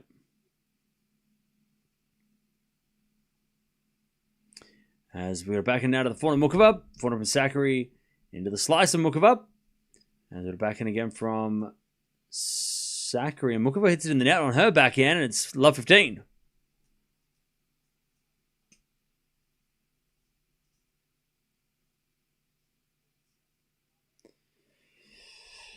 Love 15.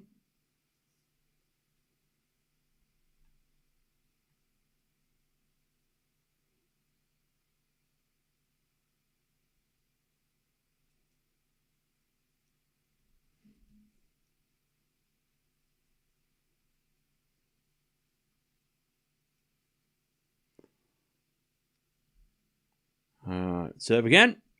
Into the backhand of Sakkari. Backhand from Muchova. Goes long and it's love 30.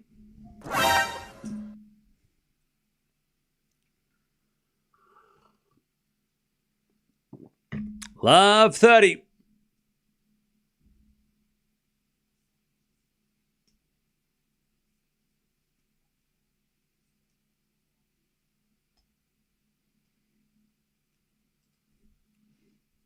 Chance for Sakkari to break back.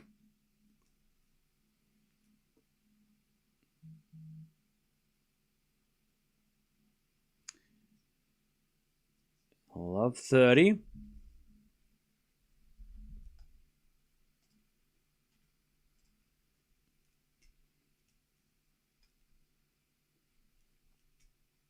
As it a point now from Muchova. Sakkari with a passing shot. Winner. Great pass. Love 40. Beautiful passing shot. Muchova kind of, well, she hit a decent approach, but she just didn't cover the cross court.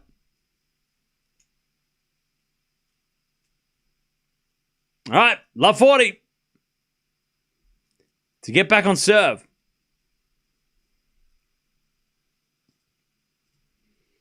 Forehand to forehand rally. Muchova hits a winner. That's one save, 15-40.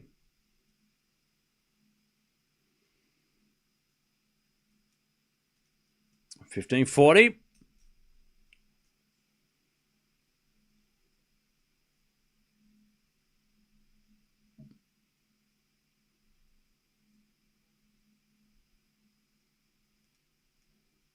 Serve again from Muchova. Still break points here for Sakkari.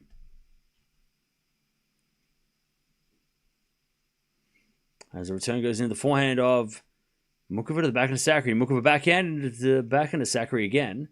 To the backhand of Muchova. She goes down the line, the forehand of Sakkari. Muchova forehand cross in the net. There's the break back. Sakkari back on serve, but it's still down 5-4.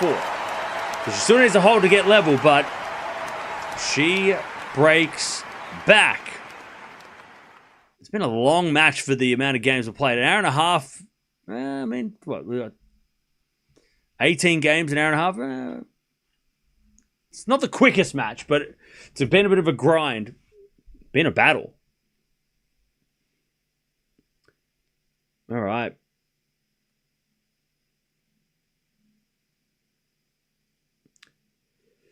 Sakkari has to hold, though. Otherwise, nothing matters. Nothing matters.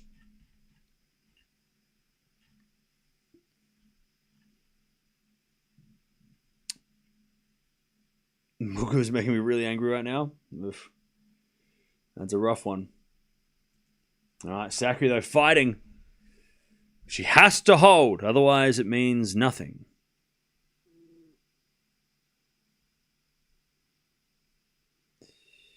All right.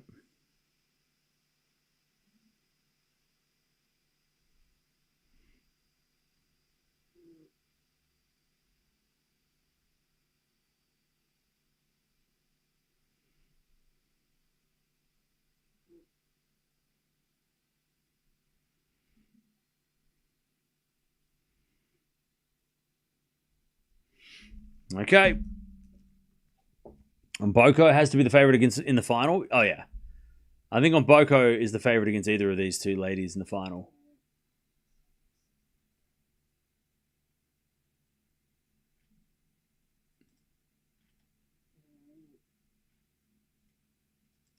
All right. Serve. Into the forehand of Muchova. Lob goes up. Into the forehand of Sakkari. Muchova backhand to the backhand of Sakkari as Muchova gets the point. Sakkari overhits at love 15. Love 15.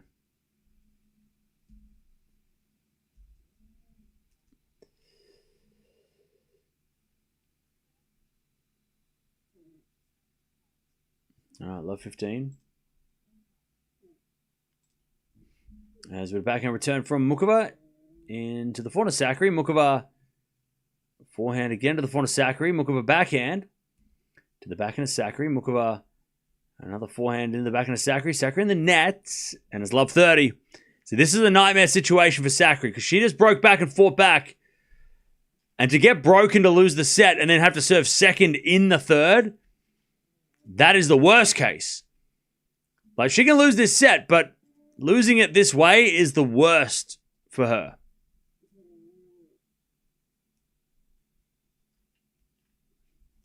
All right, love 30.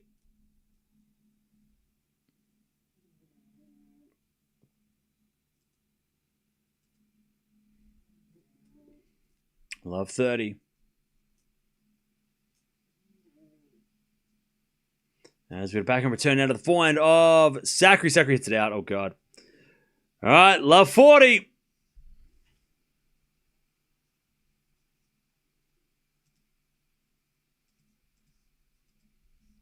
Love 40. Set points. Not match points. Set points. Set points for Muchova.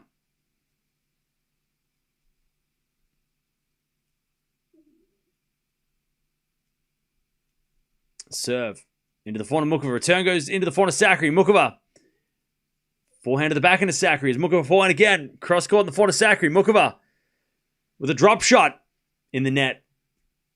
15-40.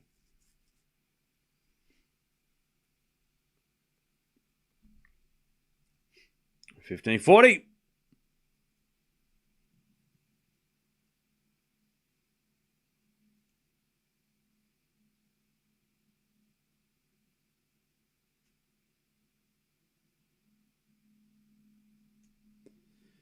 All right, serve out wide the forehand of Muchova. Forehand out from Sakkari down the line. Muchova gets it with the backhand slice.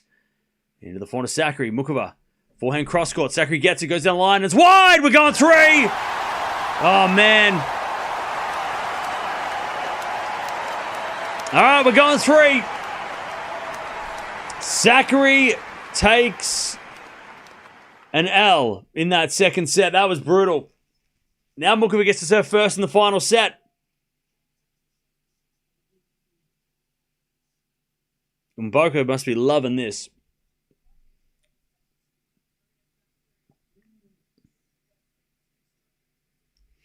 All right, we're going 3. We're going 3.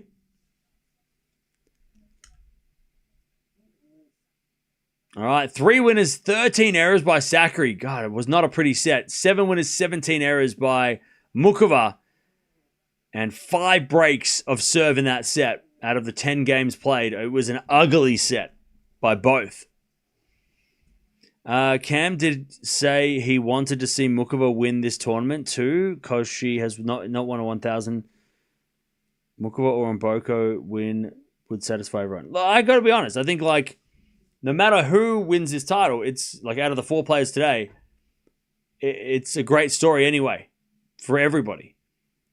You know, Sakkari winning a title, getting back in form.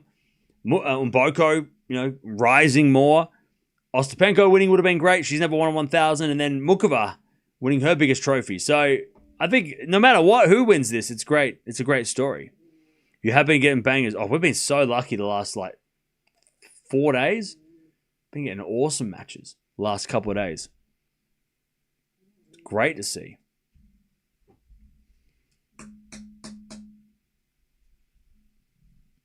Mboko thinking they should play another 1 hour. Yes. Another hour, please.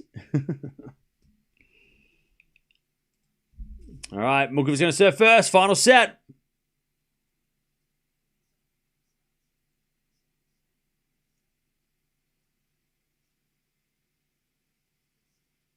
All right, here we go.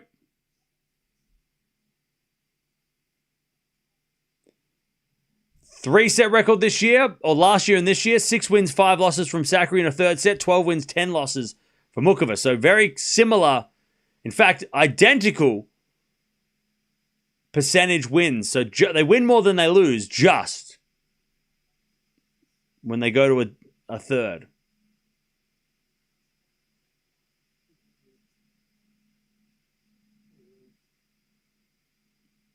All right, Sakkari hits a return winner to start the final set. Who's winning the final set, chat? Tell me right now. Quick. Love 15. Quick. Tell me right now who's going to win this set. Give me a prediction right now. We're running out of time. Love 15.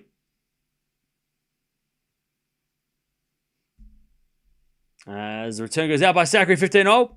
Sakkari. Muchova, Sakkari, Muchova, Sakkari, LFG, Sakkari, Muchova, Caro, tiebreak. Hey, I hope so. Muchova, Sakkari. Okay. Very evenly split. All right. 15-0. Let's go back in now to the front of Sakkari. Back in now from Muchova to the back end of Sakkari to the slice of Muchova. Sakkari back end slice in the line. Goes long. 30-15.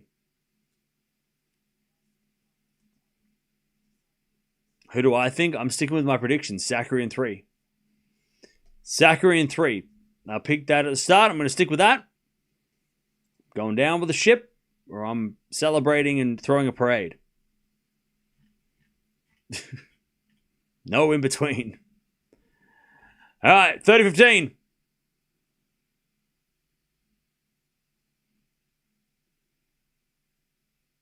First serve is a fault. Second serve.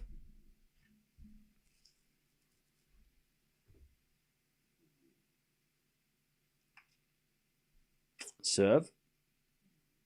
Into the back end of Sakkari. Muchova forehand to the front of Sakkari as Muchova slice. Sakkari comes to the net. Muchova pass. Too good. 40-15.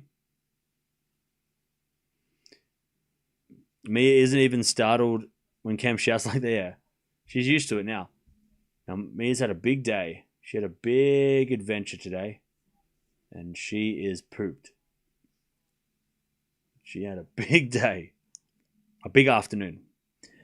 Why is it a thing to serve second in the third makes it too difficult for other players? It's psychological or what? But there is also a chance that the player can break early too, right?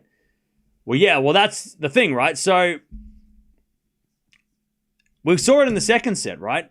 A great example. One of the reasons why serving first is such a good thing is Muchova went up 5-2. She then got broken, but it was only 5-4. And then she was able to break to it. So even though Sakkari got back on serve, because she served second, she was still losing the set. And then she lost the set. So that's why serving first in the final set is so important, is because you maintain that lead. So every time you sit down, if you hold serve, you'll be in the lead, right? 2-1, 3-2, 4-3, 5-4, 6-5. Every time you hold serve, if you serve first in the final set, you go to sit down for 90 seconds, your opponent's got to come out and hold, and that's just a level. But then the other part of it is if you get the break and you're serving first, you could be up 3-love in 2 seconds, right? So Muchova breaks here, holds again, it's 3-love, and that's halfway to the set. And that's a huge mountain, even though it's only one break. It's a huge mountain for Sakkari to have to climb mentally to come back. Because even if she breaks back, like we saw in the second set, even if she breaks back, it won't be enough. She has to break and hold to level if she goes down a break early, right? And the opposite's kind of true too. If Sakkari breaks in the first game of the third and then gets broken straight away, it's level again. Like even a break doesn't feel the same if you're serving second, right? Now you could apply that to the first set, second set, third set, but the third set when everything's on the line, having that scoreboard pressure is so important. Some players it's not. Some players it doesn't need to be, but it's such an advantage if you can hold serve, just serve first in that final set. Because every time that Sakkari serves, she's probably going to be losing on the scoreboard, even though she's on serve, right? But she's not even, right? There's a difference. On serve is fine, but she's not level. Whereas Muchova, every time she serves in this set, if it's on serve, she'll be level. So she won't have any pressure, as much pressure as Sakkari to have to hold. Does that make sense? It's a real psychological advantage for sure, yeah. You're watching Stranger Things. That's great. I love that show. 30 Love, what season? What season? All right, 30 Love. It's definitely a psychological edge for sure. If you can hold serve, because if Muchova gets broken, then it doesn't really matter, right? Sakkari will be in the lead or whatever, it doesn't matter. But with Muchova holding serve, every time Sakkari has to go to serve, she's serving from a losing position, which puts even more pressure. Plus, as a returner, if you're up 1-love like Muchova is, it's kind of a free hit. She can just play for free now. If she loses this game, it's 1-all. If she wins the game, it's 2-love. So she can take a lot more risks on return. Whereas when you're level, like Sakkari might win this game and it's 1-all. Yeah, she could take a risky return game, but it's not as free. Because if you lose the game, you're down. If you win the game, you're up. But it's not like a big lead. Whereas Muchova, worst case, it's level. Best case, she's up 2-love. So she can really go after it here. And the next service game, the next return game, the next one. So again, it's just like that little bit of a mental edge and freedom. And Sakkari hits a backhand wide, it's 30-all. I would love to know the percentage of players that serve first in the final set, how much they win and lose. Like that would be a great stat to know because it might not translate always. I would love to know that, but I don't know if you could. I mean, you could probably work it out. It would take a lot of effort, but you could probably figure it out, manually.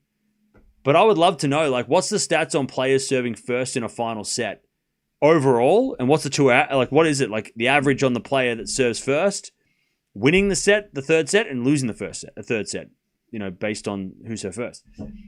I would say that the person that serves first in the final set would win more than they lose, overall. As Muchova hits a return winner. 30-40. That's exactly what I'm saying. 30-40.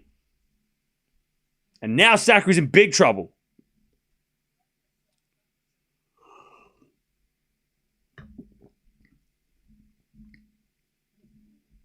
All right. Break point for Muchova. To go up the break to start the final set. As the return goes back into Sakkari. Muchova backhand. Into the backhand of Sakkari. Muchova. Forehand cross court. Sakkari puts up a lob. But it goes out. It's 2-love. Muchova gets that break. And the return at 30-all. That's what set it up. Okay. 2-love Muchova. Muchova might prove your theory right. That'd be great. I like being proven right. I like being right. This actually is really great. This is making me sound smart. I love this.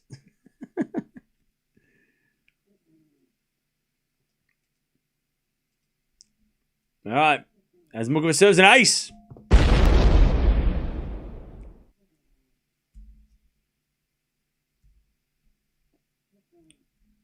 Cilic versus Tien, great highlights. Was it? I didn't see that. Sakkari should be praying to miss the first serve at this point. Praying for Muchova to miss the first serve?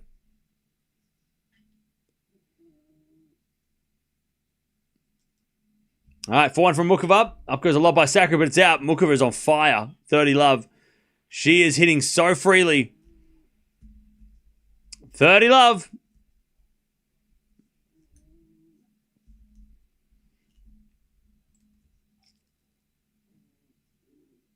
Oh, so Cilic is playing Pennington Jones, the qualifier from the UK. Also, Penko is playing against Palini in doubles right now. That's fun. First serve, a fault, second serve.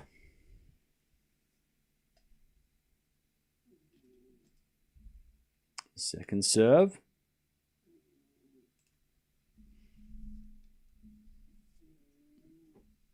As we return now into the forehand of Muchova. Forehand from Sakkari into the forehand of Muchova. Sakkari again to the forehand of Muchova. Sakkari goes again. The backhand of Muchova. Sakkari with the backhand down the line. Muchova gets it back. Sakkari backhand into the backhand of Muchova. Into the forehand of Sakkari. Sakkari hits it wide though. 40-love. Muchova to go to 3-love.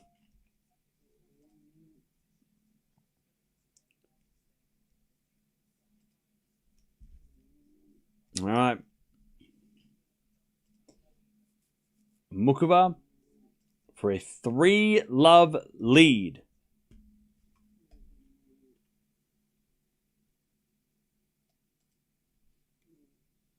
Seven to the backhand, and that goes out by Sakkari. 3-love Muchova. Chat, I'm so happy that Muchova is making me look like a genius. All right. Exactly what you were saying. Exactly. This could happen. This can happen when you're serving first in the final set. Now, 13 minutes in, right? 3-love. She's halfway to the final.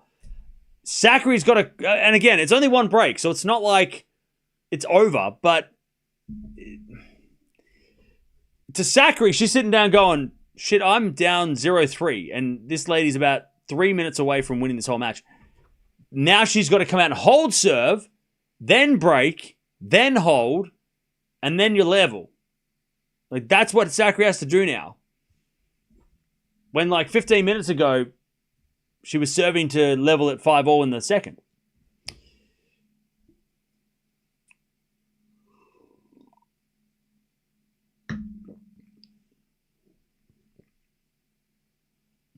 All right. One short question, another POV, is if players at 4-all serving stays under more pressure, I guess, you have any theory for this? I don't know what you're saying. 4-all, the server... Oh yeah, if it's 4-all and you're serving, there's obviously pressure, but 5-4 or 4-5 serving to stay in the match, that's the difference, right? I mean, look, you could be under pressure if you take it one game back, right? If you're serving at 4-3 to serve to get to 4-all, that's a huge game too, right? I mean, the 7th, 8th games are so important. So yeah, 4-all serving is difficult, but serving at 4-3, I mean, 4-3, the 7th game is probably more crucial. Because if you're serving to level at 4-all and you get broken, then your opponent's going to serve for the match. So I would say 4-all, yeah, okay, serving at 4-all is difficult because, you get broken, then they're going to serve for the match. But 4-3 would be a much harder game, serving second. Anyways, love 15. Sakkari needs this game. She needs this game. But look, it's not a perfect theory, right? It doesn't apply to everybody, and it doesn't work all the time. But I feel like it's an advantage serving first in the final set, especially for certain players. Not every player. Some players doesn't matter, but there's some players that it does matter a lot, and it does make a massive impact. All right, as we had double fault Sakkari, and this is getting ugly. Love 30.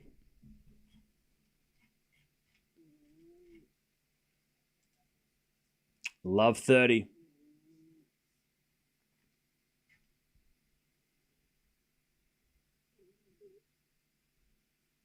Serve again. Into the backhand of Muchova. Backhand from Sakkari. Into the backhand of Muchova. Sakkari. Backhand to the forehand of Muchova. Again, the backhand of Sakkari. Muchova with a slice. Sakkari forehand cross court. Muchova gets it. Into the backhand of Sakkari. Muchova. Slice again. Goes wide, and it's 15-30. Definitely serving first matters in the final set. Sakkari has the mental baggage against Muchova. Well, yeah, I mean, she has only beaten her once, and that was 10 years ago in Egypt.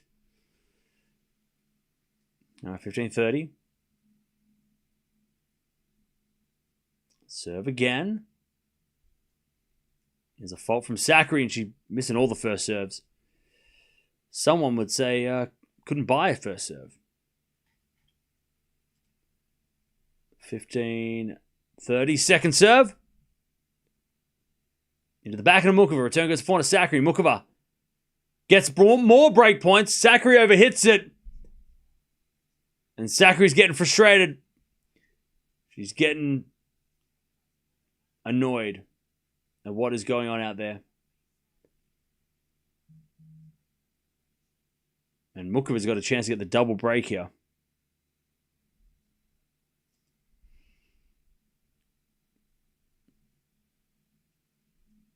Serving to the front of Muchova. Good serve out wide. Muchova in the net in the return. 30-40.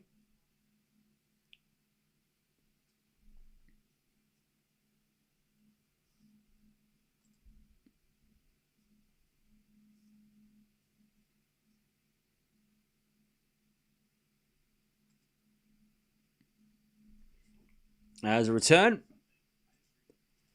Goes into the slice of Muchova. Backhand out from Sakkari into the backhand of Muchova. Sakkari forehand on the stretch. Muchova in control. Forehand cross court. That's a winner. There it is. Double break. 4-love Muchova. In the final set. And this is ugly now.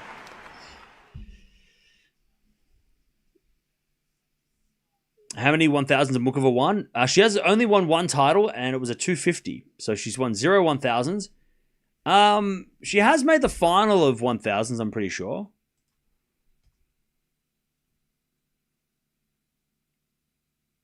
I think she made the final of Canada, maybe? Or Cincy. I think. Cincinnati. And also Beijing. She made the final of Cincinnati and Beijing. So Cincinnati 2023, where she lost to Coco. Beat Sabalenka along the way, though. And then she made the final of Beijing, and she also lost to Coco. So she's not going to play Coco in the final, which is, I guess, a good thing.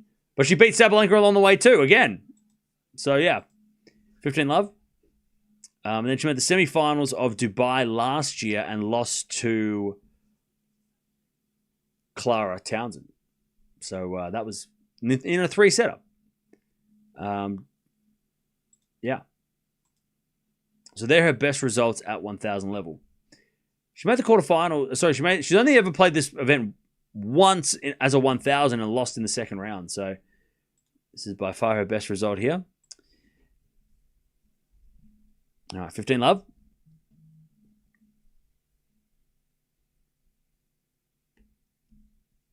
As we serve now the backhand of Sakkari. Return goes the backhand slice of Muchova. Sakkari backhand slice comes to the net. Muchova with a pass. Sakkari volleys it away though. Nice volley. 15-0. All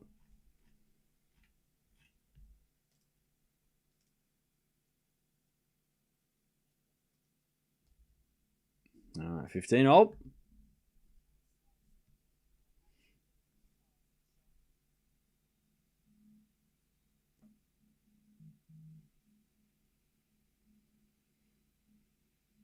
Serve again from Muchova and Sakkari in the net on the return. 30-15. 6-1 first set. Cilic. Oh, gosh.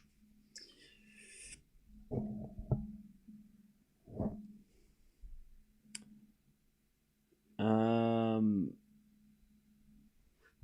30-15. As Muchova serves a fault, second serve.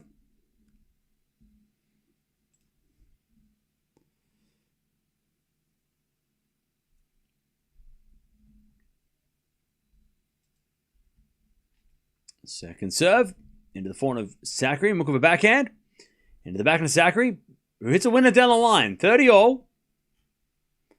Lovely shot from Sakkari.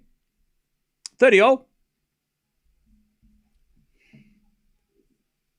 Muchova's backhand is getting better with the new coaching team. Fair.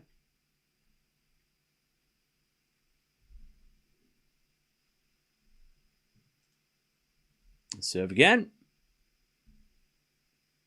Is a fault. Second serve. 2 hours played in this match, by the way.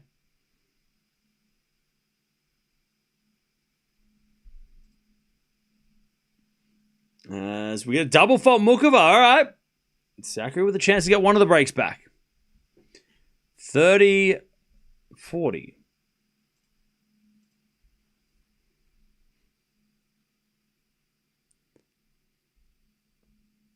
30-40. Sakkari to get one of the breaks back.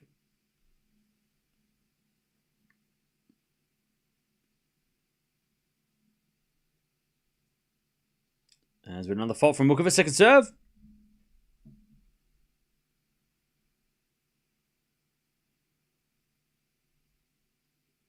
Second serve. Into the backhand of Sakkari. Return goes to the backhand of Muchova. Sakkari, forehand on the stretch. Muchova comes in with the volley. Sakkari with a forehand lob. Muchova reaches for it. Gets it back. Sakkari with the backhand on the stretch. Muchova with a half volley. Drop shot winner. That's just too good. Deuce. Just too good by Muchova.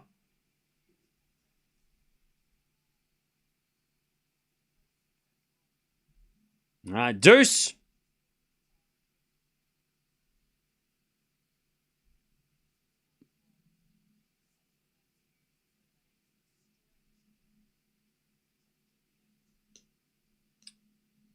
All right, serve again. Into the forehand of Muchova. Return goes... Sorry, the forehand of Sakkari's return goes out. And it's advantage Muchova to go to 5-love.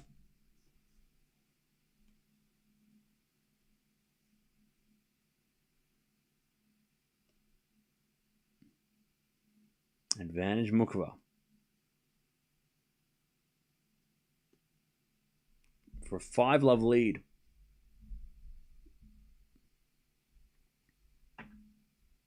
As the return goes in, Muchova with an easy smash. 5-love. Muchova final set. 1 game away from the final to play Mboko tomorrow. That's going to be really... I just realized that's going to be really hard to commentate. Muchova Mboko? Muchova Mboko? Mboko, Muchova, Mboko. Okay, it might be a little tricky. We'll we got this. It's fine. Don't worry about it. Oh, it's over. It doesn't matter. I'm back for a moment. Hey, Bradley, good timing. Will Sakkari win this?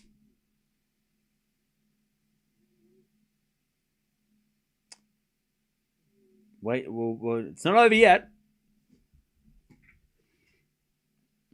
Muchova has such a complete game. Oh, she does. Didn't think such a lopsided score. Yeah, final set has been... the final set has been brutal.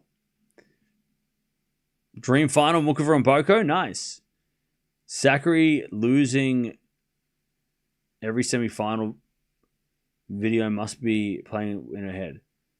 I don't think today's a semi-final. Like, I know that she has like a bad semi-final record and whatever, but I don't think today's I think today's more of a matchup. Like, I think if anything, she's probably thinking, I can't beat this player because her head-to-head against this lady is not good.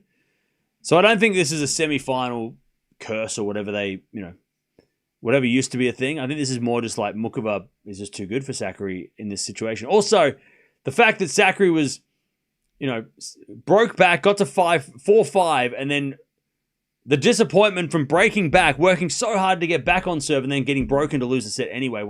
Wasted all her time.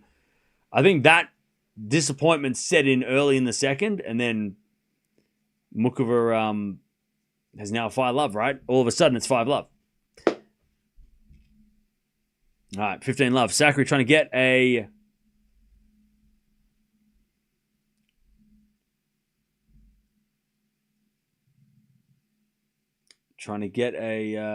game here as Muchova hits it long. 30-love.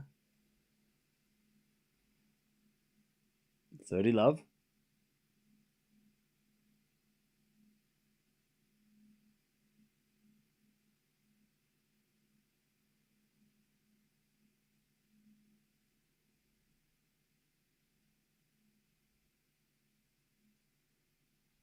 As we get a fault from Sakkari. Second serve.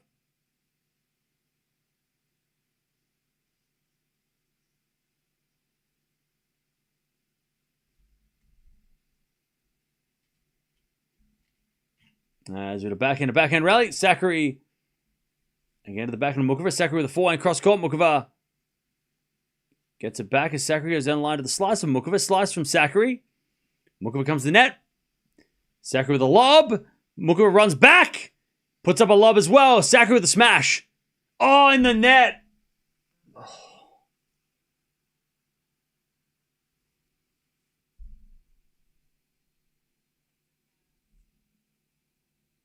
30-15. God, that's brutal.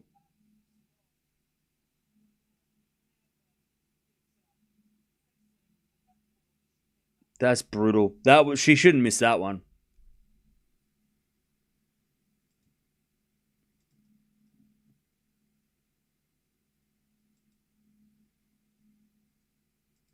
That was a bad miss. First serve's a fault, second serve.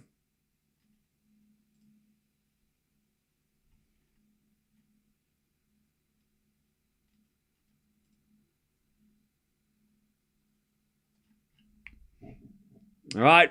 As Muchova, great forehand. It's 30-all. 30-all.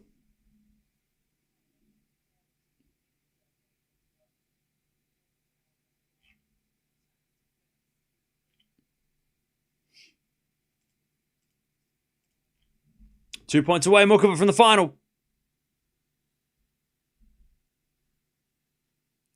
As we default, second serve.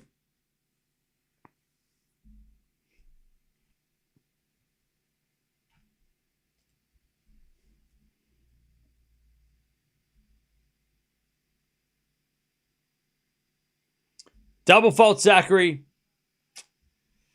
30-40.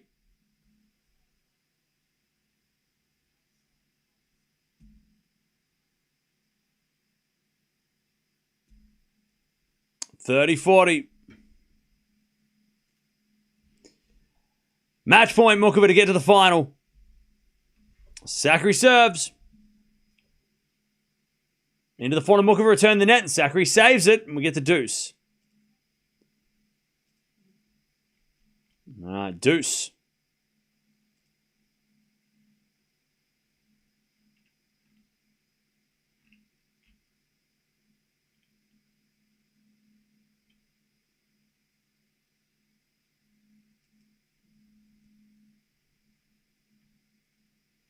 As the return goes in the forehand of Sakkari, Muchova puts up a lob. Sakkari smash. She puts that away.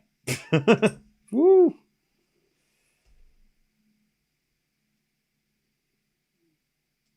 All right.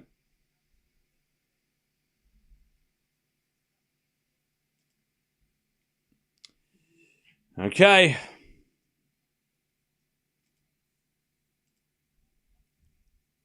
Advantage Sakkari. Good serve. Okay, she's on the board. 5-1. Muchova's going to serve for this match.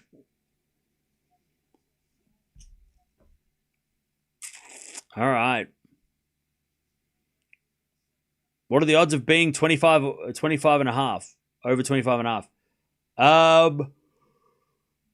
You need a break right now. You need Muchova to be broken. Look, it's not out of the question. Muchova could get nervous. She's got so many breaks up her sleeve. She could give one back. There could be a nervous game for Muchova on serve. That could definitely happen. It's not unlikely. So, if you had said this in the last game, I would have said to win 2 games, Sakkari, it's going to be tough because that last game, serving to stay in the match at 5-love is tough. But, I mean, Muchova could play a bad game now, so it's not out of the question. Muchova serves a wild first serve. Second serve.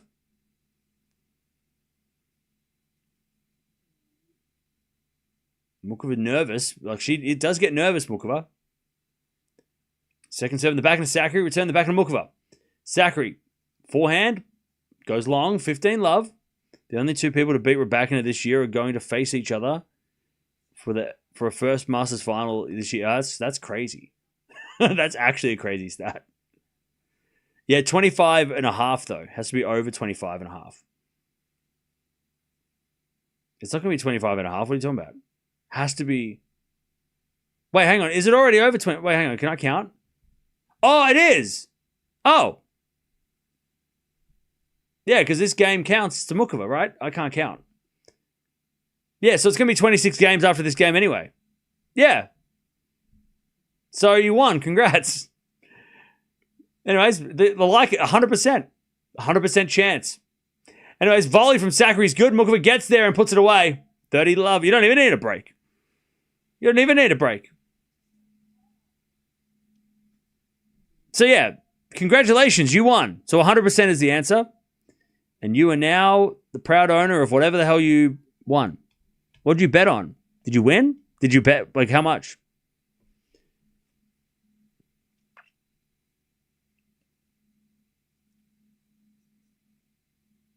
All right, 30-love.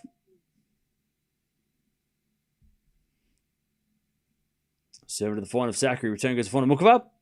Sakkari forehand down the line. Goes long. Muchova's got match points. 40-love. I was just asking the odds. Oh, okay. The odds are 100%. Yay. All right. Match point Muchova. 3 of them on her serve to play the final against Mboko tomorrow. Serve is a let.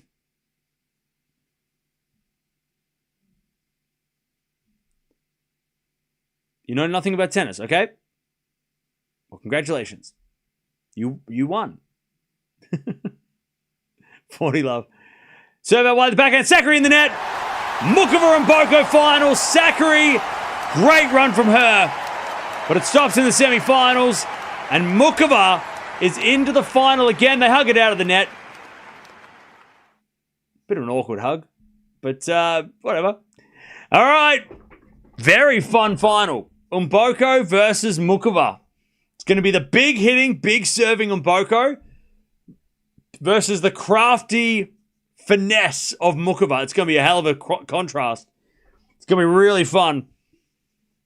Muchova trying to win the biggest trophy of her career. Mboko trying to add to her already stacked trophy cabinet at the age of 19. All right, GG's. But it was good. Look, she had a good run, Sakkari. Disappointing end to the tournament, but great run, Sakkari. You know, beat Swiatek. First player to ever beat Swiatek from a set from a set down in a 1,000 series event. So that's huge. Rising up the rankings. Her ranking is now back into the top 40, I think. Is it? Where is she? Where is she? Oh, there she is. 19 spots higher than last week. She's up to 33. So she could be a seeded Indian Wells. That's potentially on the cards. So that's huge because then you don't have to play a seed until the third round. And now Muchova, if she wins the final, she'll be number 11. Mboko is going to be number 10 no matter what. If she does win, she'll be number 9. So, yeah. It's a very interesting, a lot of changes outside the top 10 of the rankings because the top 10 lost or didn't play this week. All right. Nice one. Yep, Battle of the Raducanu victors. So the two players that beat Raducanu this year are playing each other in the final. How about that? It kind of would have been cool. Like, I love that Mboko's in the final, but it would have been cool to see a Raducanu and Muchova rematch. The only player to beat her. Maybe we'll get that in a couple of weeks.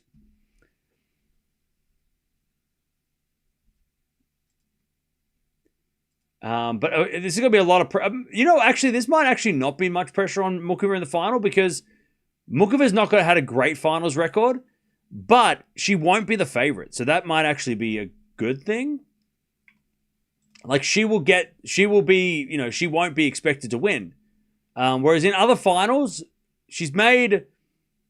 So this is her 7th final. She's only won 1 title. But there's been a few finals there where she probably... I mean, she's had... Actually, you know what? To be honest, I think all the finals she's played, she's had a pretty rough draw. French Open final, she lost that one to Swiatek. Cincinnati final, lost to Gauff.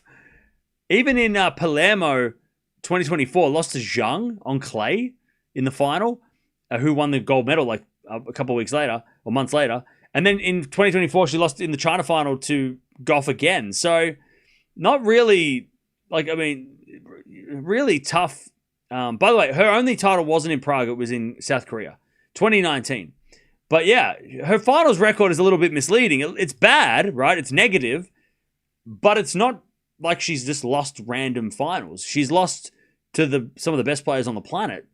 And now she's playing on Boko, who's, newly top 10. So, yeah, look, she won't be the favorite. On Boko will be, but, maybe that's a good thing. Less pressure, but also not expected to win. I think on Boko has the pressure going into that final, having beaten Raducanu, right? Having beaten Penko, beating Andreeva.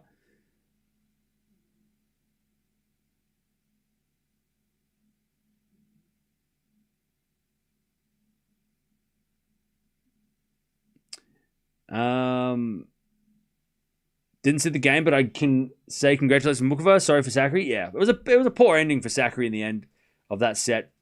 That final set. She just lost that momentum and it all came crashing down. But, again, Sakkari had a great week. Semi-finals, beat Swiatek, right? Good week. Good week. Successful week. All right. So, yeah, final tomorrow. Mboko versus Muchova. So that's fun. By the way, Grigspor and FAA have played 3 games for 20 minutes. What a joke. That is... God, man, I'm so glad we're not watching Rotterdam this week because it is slow. Ugh. That is I can't imagine. 20 minutes for 3 games is grueling. And that's going to be... I mean, Grigspor usually plays quick, so I don't know what's going on there. He's playing slow motion. There must have been 3 deuce games. Why do you think Coco always beats Muchova? Just a matchup problem for Muchova. Psychological as well.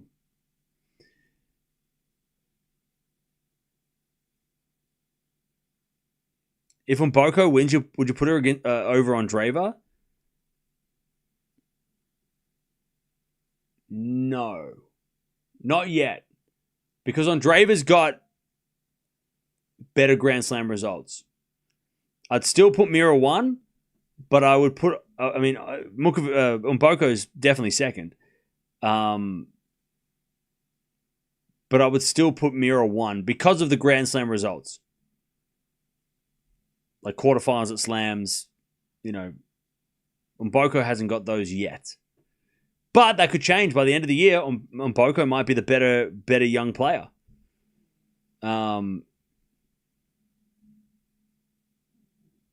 So we'll see. You could have watched Demon take down Van der Zandschulp. Yeah, but that was a nightmare. Why would I want to put myself through that? As an Australian Demon or fan, that would have just been torture. You should have seen Demon. No, I shouldn't have. If I watched that match, I would have died. So I'm glad I didn't watch that match. I would have cried my eyes out. I already watched Alien, the movie, and I was already stressed enough coming into tonight. Then I watched that match. I would have just collapsed. Rotterdam courts are so slow. It's so bad. Yeah, indoor hard courts need to be fast. Like, can we all agree that indoor hard courts should never be slow? Never. It should be fast, like the old days on carpet. It should be an homage, or it should be a tribute to the carpet. Make the courts quick, because you can't use carpet anymore. It's illegal. Federer made it so, right? Federer made it so. Well, he nudged them. He was like, hey, this court sucks. We should never play here again. And he's like, yes, Roger. But it should be an homage to the back in the day when indoor courts were so quick. It shouldn't be a slow clay court. Like, we shouldn't be playing Indian Wells under a roof. Like, that shouldn't be the thing, right? So Rotterdam, get your shit together. Nobody likes slow courts anyway. They're annoying. Indian Wells should be the only slow hard court. But Rotterdam should be quick. It's an indoor hard court. It should be Paris. It should be ATP finals. It should be, Basel and Vienna, right? It should be that. It shouldn't be like playing in the mud. Also, get the green colors back. The muted, desaturation looks crap. Get the green back. Bring it back to what it looked like back in the 80s and the 90s when it had that, the funky colors. Bring back some color as well. Make it quick. Bring back some color. Life to it, all right? I don't like it right now. Rotterdam, you kind of suck right now. You need to get better. Got to get better, Rotterdam. Agree? Okay, good. I'm not just talking to myself. Good.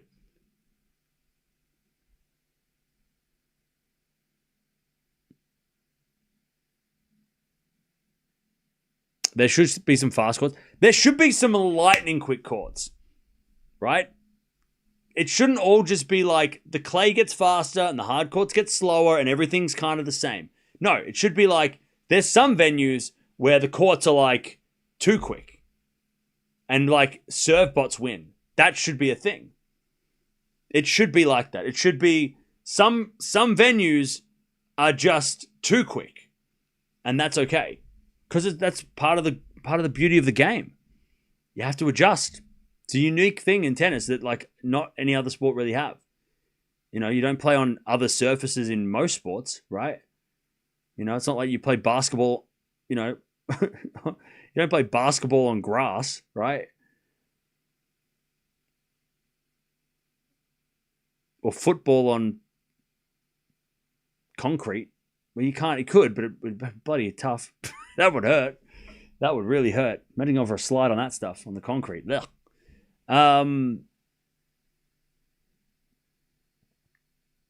Happy Valentine's Day? No, it's Friday the 13th.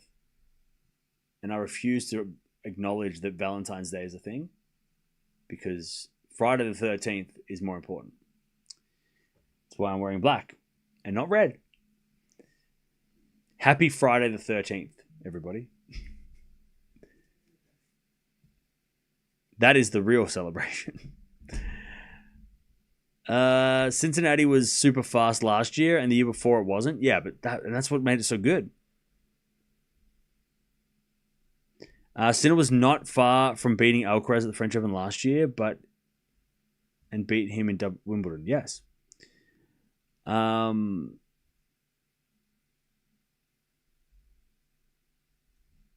right. Cool. Well, that's that. Done and done. We're going to watch the finals tomorrow. Somebody asked, are we going to watch Rotterdam tomorrow? Probably not. But let me check. I don't really want to watch De Minaur versus Humbert because that just, it hurts my heart just thinking about it. And then Bublik FAA possibly, but also don't really want to watch that either. But we'll see if it works around the times, because we're watching obviously Doha finals priority, right? But if it does work around, we might. But I think it's going to be, usually these tournaments don't care about the other tournaments, so unfortunately, it's probably going to be at the same time as the final, which means it will just ruin everything. So we probably won't.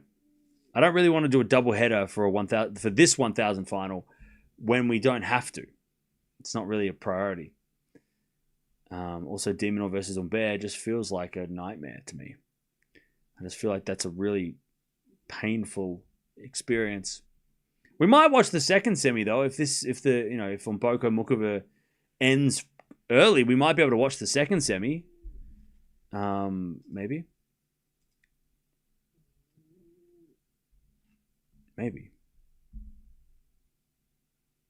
We don't watch Aussies. Exactly. We don't watch Aussies.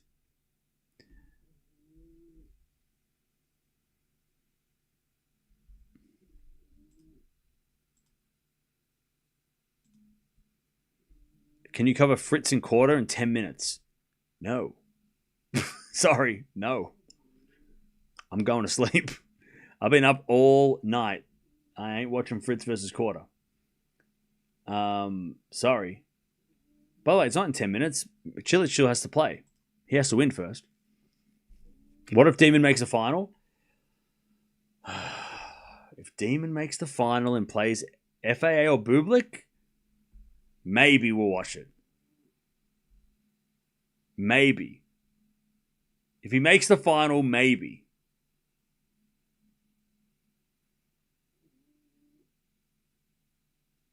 Maybe. Aussie men's snowboard in the final? Nice. That is good.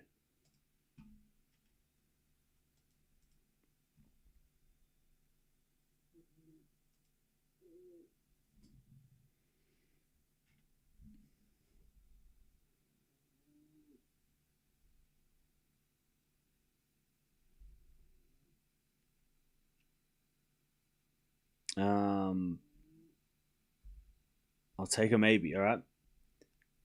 Yeah, Demon's won 500s before. He has won 500 events before. All right, chat. Well, I'm out of here. Thank you for joining us.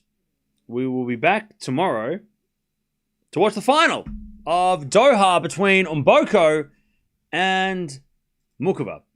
They have made the final. Muchova's into her third 1,000 final. Mboko's into her second.